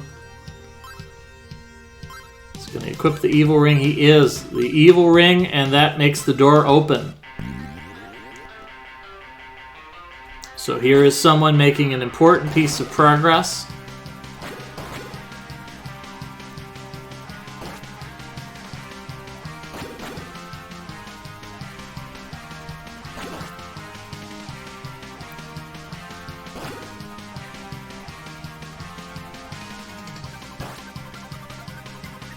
Oh, this is looking good. There we go. Nighty gets the kill.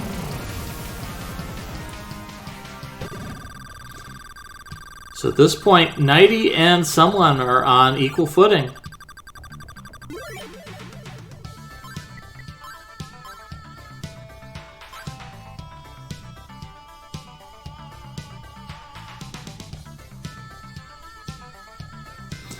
All right, Jakazam's heading back towards this doorway.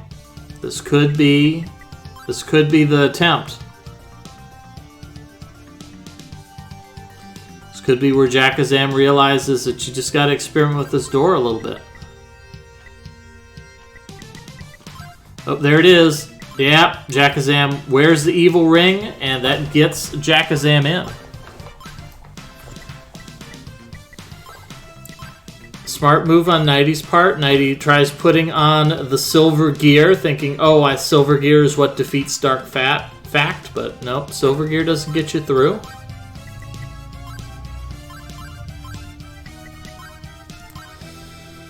So everybody seems to be just about at the same point here. Now all the players need to go talk to Ludagema. Luda is near the mirror maze, I seem to recall. And if you chat with Luda while you have volume Gemma in hand, he will give you the blue amulet that lets you get through the damaging door on the topmost floor. The only person in a different situation right now is Puffer King.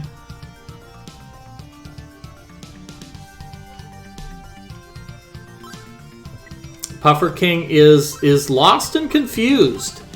For some reason, Puffer King climbed up to the 9th floor and decided to unequip his blue necklace. He fell through a trap door, and as far as I can tell, he must think that's a mandatory scripted event. He must think he was required to fall through that trap door.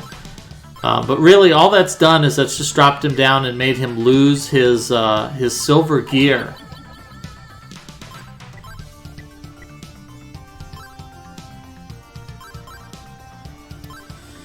So right now, Puffer has not equipped any weapons for some reason. I'm not certain why, as he tries to figure out where he's supposed to go next.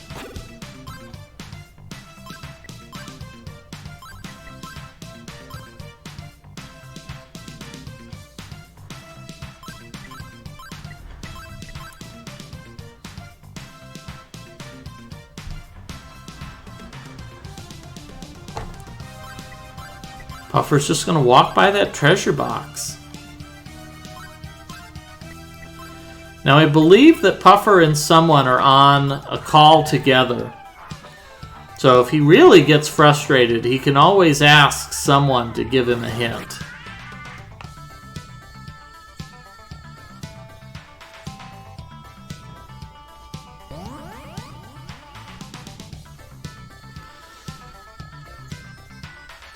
Puffer didn't even bother to stop and pick up the silver shield out of that chest. I have no idea what's going through Puffer's head right now.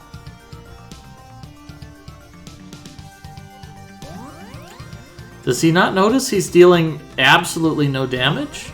Does he must know he doesn't have a sword equipped right now. He can't possibly think that these monsters just got more difficult.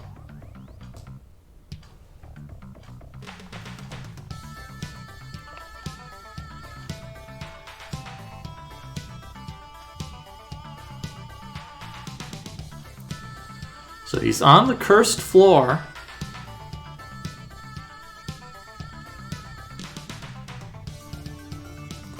So he goes for it, and then he kind of gives up on it. Hopefully he gets his... Alright, the old man's telling someone Luda Gemma has the amulet. Oh, but someone doesn't have any of the silver gear. Someone fell down the trap door and lost the silver equipment and just doesn't have it anymore.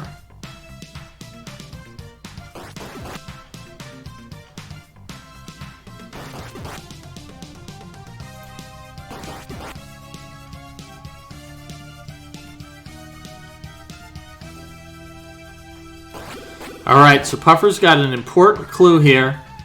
To break... He's got to break the pillar.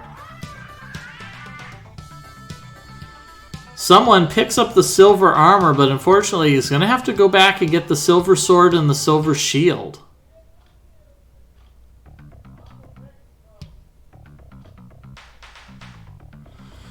Alright, so it looks like Puffer's got the right idea now. He's trying to use the hammer on the pillars.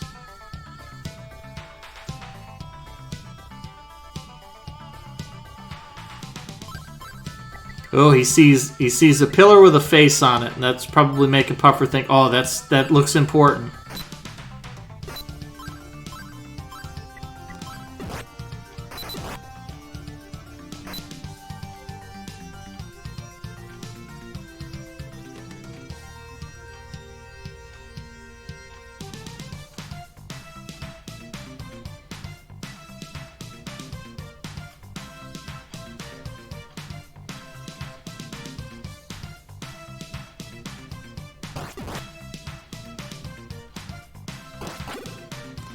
Oh, there we go. Broke a pillar. Puffer's probably going to hit all the rest of here just to be certain. But that feels like some progress there. Gonna put back on his blue necklace.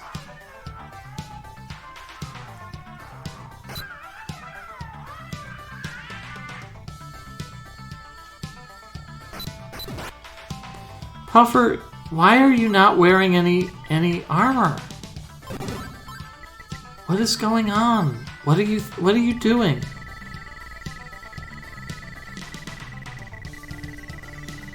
There we go. Someone has talked to Ludagemma. Ludagemma is going to give him the blue brooch.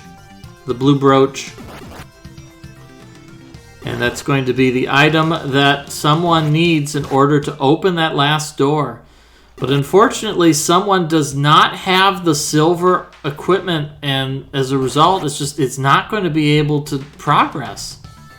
You got to have that full set of silver equipment. So Jakazam is climbing back up. I don't think Jakazam got the... Yeah, I don't think Jakazam has the blue brooch yet, or the blue necklace, I think is actually the correct item. Blue pendant, maybe? It's important to keep the difference between your brooches, your pendants, your necklaces, your talismans. Those are all very significantly different items, and you need to make sure you have them. Rosaries, that's another completely different item.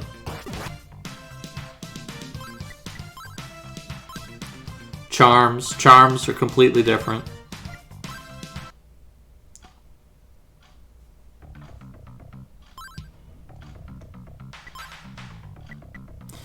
Jakazam also still lugging around that ruby and that necklace. Didn't sell either of those items to the shopkeeper.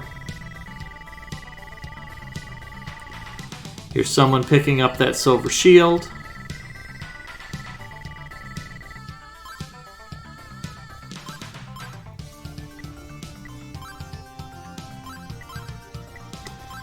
Yeah, I think someone has picked up on that, and they've already seen where these items are, so they know that they're not that hard to find.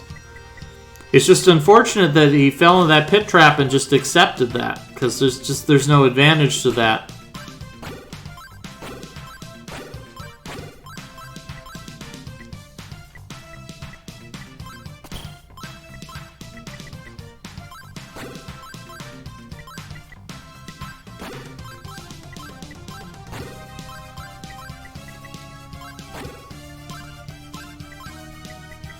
Yeah, and Puffer fell down the trapdoor.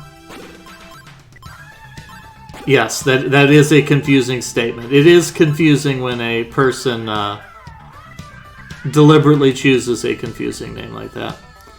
And then we have Puffer, who Puffer still hasn't equipped any of his... hasn't put on any equipment. I mean, he's going to try to fight this boss completely naked. Puffer must not realize he's unequipped. He must not just have noticed it.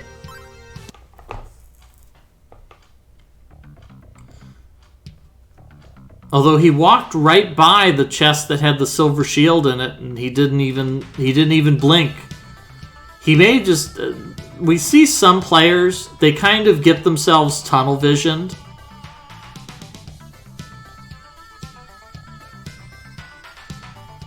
Alright, now Puffer is probably realizing, hey, where'd my stuff go?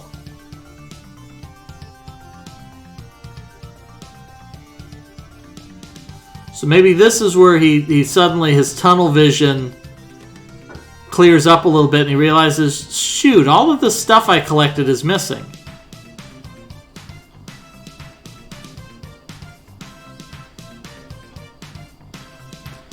Yeah, this is something we see in a lot of races. A player gets tunnel vision, they fixate on something, they assume, oh, this must be the thing I have to do. All I got to do is just run over and I got to kill this monster, and not realize, no, you can't kill that monster. You're missing the magic sword that kills it. Or you see a platform and you assume, oh, it's impossible to jump to that platform. I shouldn't even bother trying. So this is a thing that happens to a lot of players, that they get fixated on something, and then they don't even pay attention to something obvious. Alright, so where we are right now, someone has everything they need. They've got the blue pendant, which will unlock the final door. And they have all the books of Ys except for the last one. And now they just need to collect the 3 pieces of silver equipment. Unfortunately, they unequipped the blue necklace, fell down a trapdoor, and they may have assumed that was mandatory, or they may have assumed it didn't matter. It is a little bit confusing because in this final dungeon, not only do you have the silver gear, which is mandatory to beat the game, but there's also a more powerful set of equipment, a more powerful sword, armor, and shield. But those items are useless for the final boss. It's the silver gear you really need. So as soon as someone has that full set of equipment, they may already have picked it up. We'll see next time they open up their inventory. They may already have the sword that they need, which is the only piece that they were missing last time I looked. In which case, they're on their way to the final boss fight. Looks like Puffer King may have realized that he lost his equipment. I think that maybe he totally blanked out and didn't pay attention when he was told some of his equipment was missing, so he didn't bother looking. Now that he realizes it's missing, I think he's maybe going back and he's going to look for that sword and that shield that he previously discovered and lost.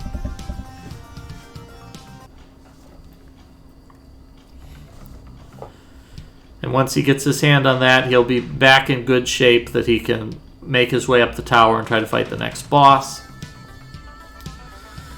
Nighty and Jackazam, I think the only thing they're missing at this point, both of them have talked to Lair the Poet. They both figured out that the evil necklace, or the evil ring, is what gets them into that gets them into the room with Lair. Lair gave them the eyeglasses that lets them read the books of Ys. So the only thing they need to do is they need to go find Luda Gemma, and I think Luda is on floor 11.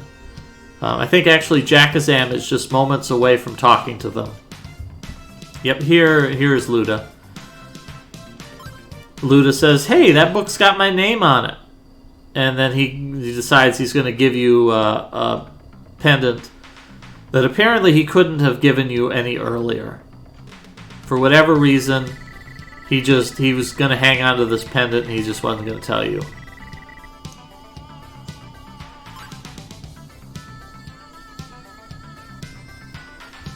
So Puffer King, unfortunately, is back here in this room.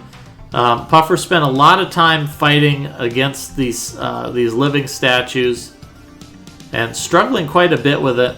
And now he's here once again. He's got to deal with this again to try to get his hands on this shield. Hopefully this will be the last time and he won't let his buttery fingers let go of this shield again.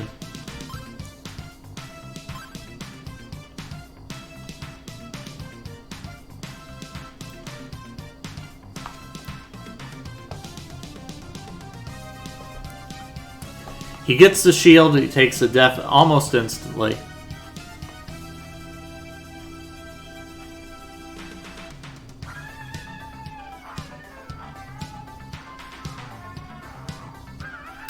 It also doesn't help that it seems like Puffer hasn't picked up on... Oh, wait, maybe he has. Maybe he's noticed. Because that seemed like that was pretty deliberate right there. So Nighty making his way down. This is the floor he wants. He just needs to go down a floor, up a floor. He needs to get to the other side of floor 11. And he will find Luda Gemma, who will give him the pendant the pendant that he needs to get to the final boss.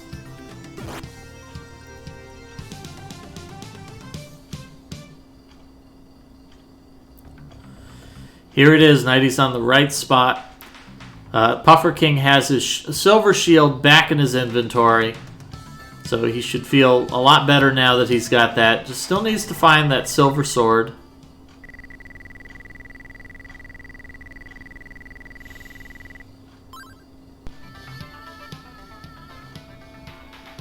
My father has told me of our land's legend. He said that the key to defeating the demons lies in the Books of East. There are many mysteries left to unfold, but the books can be your guide. This is a charm that has been handed down from our ancestors of long ago. Take it with you. It will help you break the evil curse of dark fact.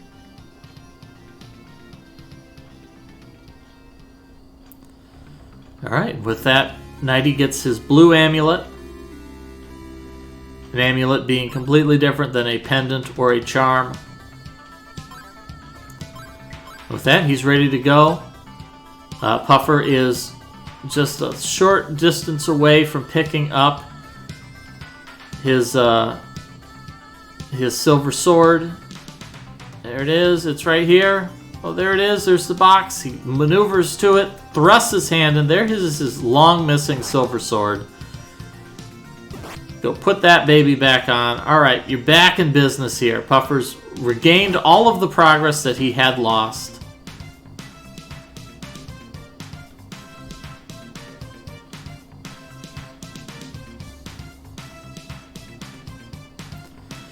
Now he can start making his way back up the tower. And he can give another shot to that boss who one-shotted him. So someone has the glasses. Yeah, I think someone has everything. I think that he's probably picked up all of his silver gear now. He's got the blue pendant. Yep, there's all the silver gear. He's got that blue amulet. With that, he'll be able to open the door, and that will take him to the final battle. He's putting on the silver gear. He remembers the suggestion. Yep, everybody's racing up here to the final floor. It's the final rush here for everybody to finish. So it looks like someone is going to be the first one through. There we go. And here is Dark Fact, the final villain of East 1.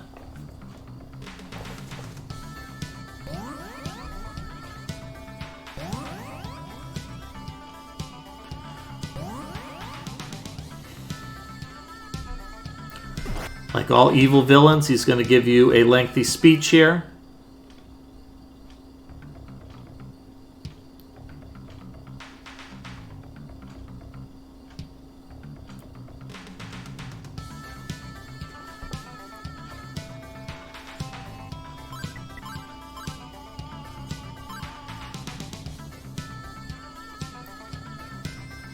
Jackazam making the last couple of steps here to get up to the top. Ooh, someone took a death there.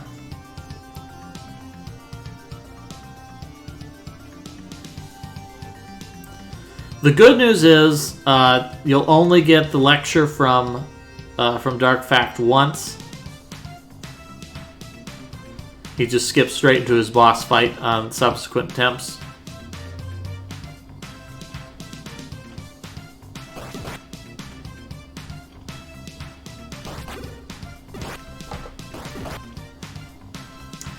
Here's Jackazam racing up. This is going to be a race to see who can defeat the boss first. Someone taking a lot of damage from all of these fireballs that Dark Fact is sending flying around. Now he sees the bridge, realizes the bridge is not the way he wants to go.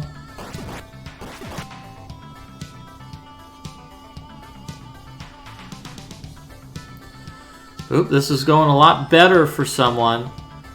Just needs to be cautious about these exploding fireballs and dodging them. Oop, takes another hit here.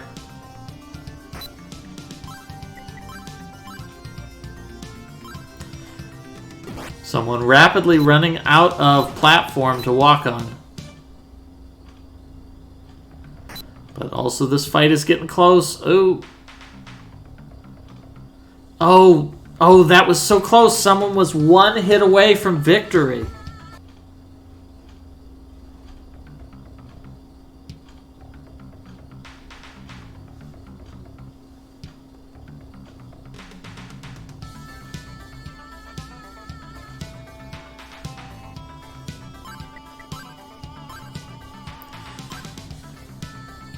Yeah, this is also a kind of an outlier. Most of the East games, especially the modern ones, they have a tendency to have a lot of difficulty levels to pick from, and particularly I think East 6, maybe it was East 6 was the first one to give you a dedicated nightmare mode where they make it a lot harder.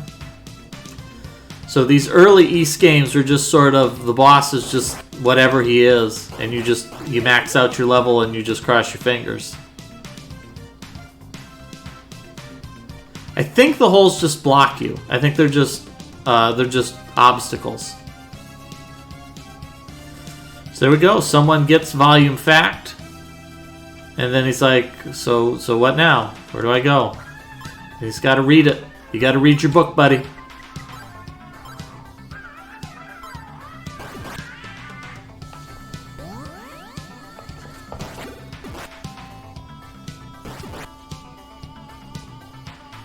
There we go, Pufferking getting a kill on the second boss here. Unfortunately, he still has to solve the puzzle that the other players have solved, which is to discover how to get the eyeglasses and the magic amulet. So, having read the final volume of East, someone is filled with the knowledge of literacy, and he teleports somewhere.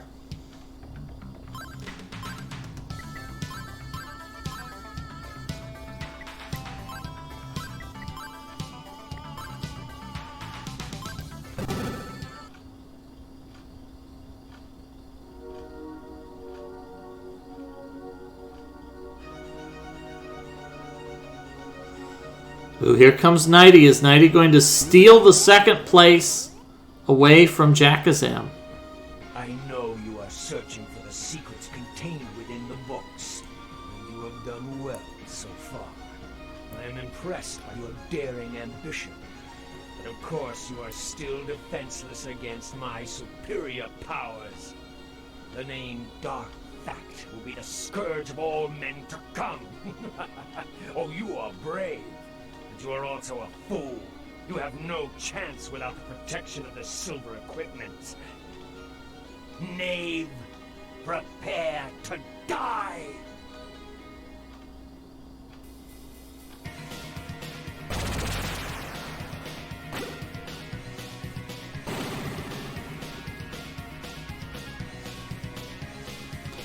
Oop, this attempt is going well. Nighty died almost instantly there.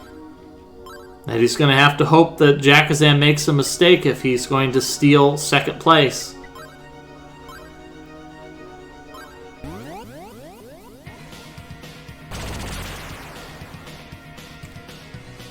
We're getting close here. Ooh, Jackazam takes a couple of fireballs. Oh no, that's a death for Jackazam. Is Nighty going to steal it away? Also, it looks like Nighty's playing on fast. I think Jackazam might be playing on slow.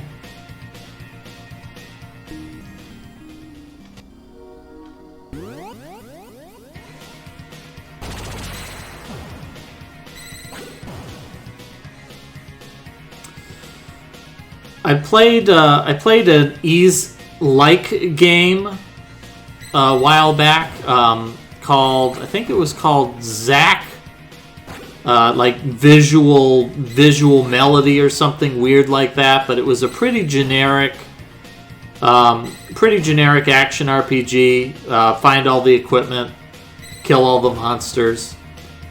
And I remember the final boss really threw me off. That the whole game is very lagoonish, where it's, hit the button, swing your sword, kill the monsters. And it threw me off that the final boss gives you projectiles. Oop, we see Nighty and Jackazam both taking a death here, with the boss very close to dead. Meanwhile, someone is having a conversation with this lovely red-haired girl who explains to him that you are now in the land of East, which means that someone is very close to getting to put in that dot done and lock in that first place finish. Jakazam is getting cornered a lot here.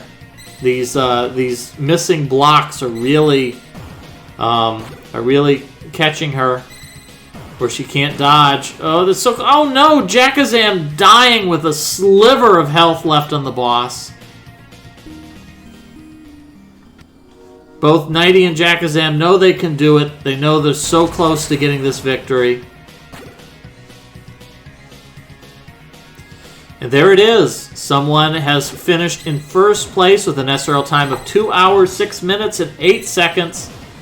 They find themselves in Rance Village. They go ahead and they save their game, and they notice that Adol, being the clumsy oaf he is, has lost all of his equipment. He has no swords. He has no armor. All he has is a bunch of overdue library books. So going to go ahead and save the game. And they are ready to play East 2 in next week's race. That'll be next Sunday. I think that'll be at 2:30 p.m. We're alternating times every other week because of Season 3. A number of the people who have been participating in these races also participate in Season 3. So we've postponed it just a little bit for the convenience of our racers. Here's Puffer King picking up his silver armor. Puffer King now has a full set of silver gear, so as long as he doesn't fall into another pit trap and have all his gear stolen, he should be good. Yep, the fine for overdue books is $65,535, and the only reason that's all they charged is because the system for calculating dues uses 16-bit integers.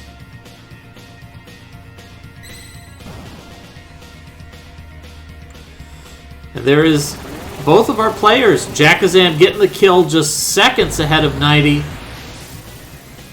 So they'll need to watch that cutscene as quickly as possible. This is where the cutscene strats come into play.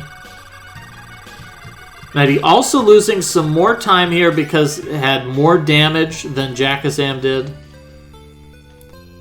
So Jakazam needs to whip out Volume Fact and read it. That is the solution here. You've got to read the books. Jakazam reading that book. Here's Nighty reading that book. They're reading as fast as they can. They're reading as fast as they can.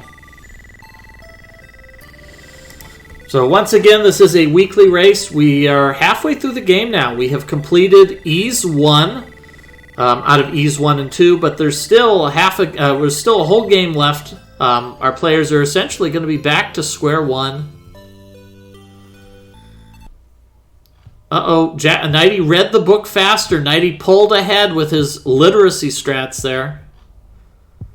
Remember, kids, it's fun to read. You know what it may be? Jakazam has been deliberately putting the speed to slow to make the fights easier. That may be the problem. Yeah, that may be it. So Nighty's... Storm Tower has been cut off. What should we do to stop this rogue?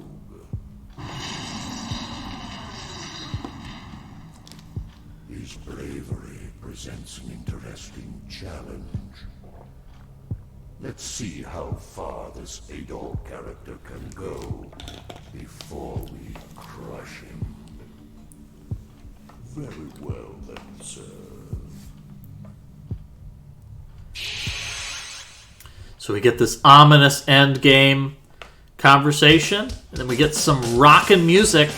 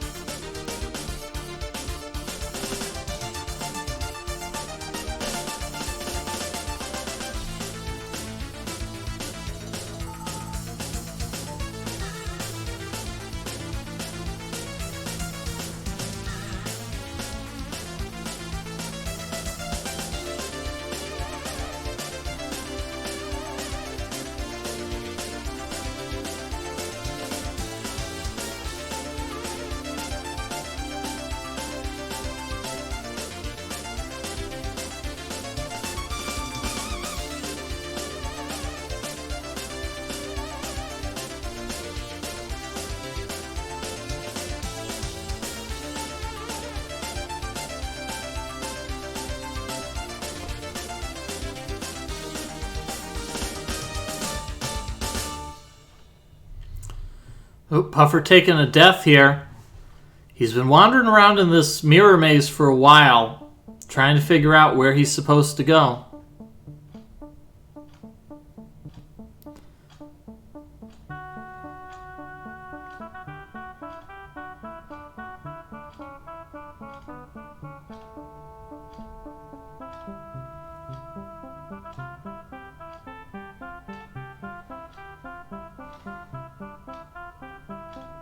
Are you all right? Me? I am Lilia from Rance Village. I felt a cold shiver down my spine, and I felt compelled to come in this direction. Then I found you lying here on the ground, your body surrounded by a pure white light. This is the land of Ys. There are many goons patrolling this area. Quickly, let's go to my village before they find us.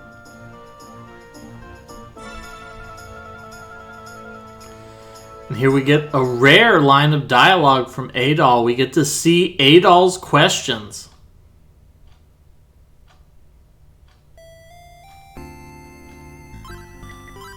And there we see the dot done from Nighty. I think Nighty's stream might be lagging a little bit because Nighty punched in that dot done at 2 hours, 12 minutes, 52 seconds, and Jackazam was just a mere 12 seconds behind, 2 hours, 13 minutes, and 4 seconds.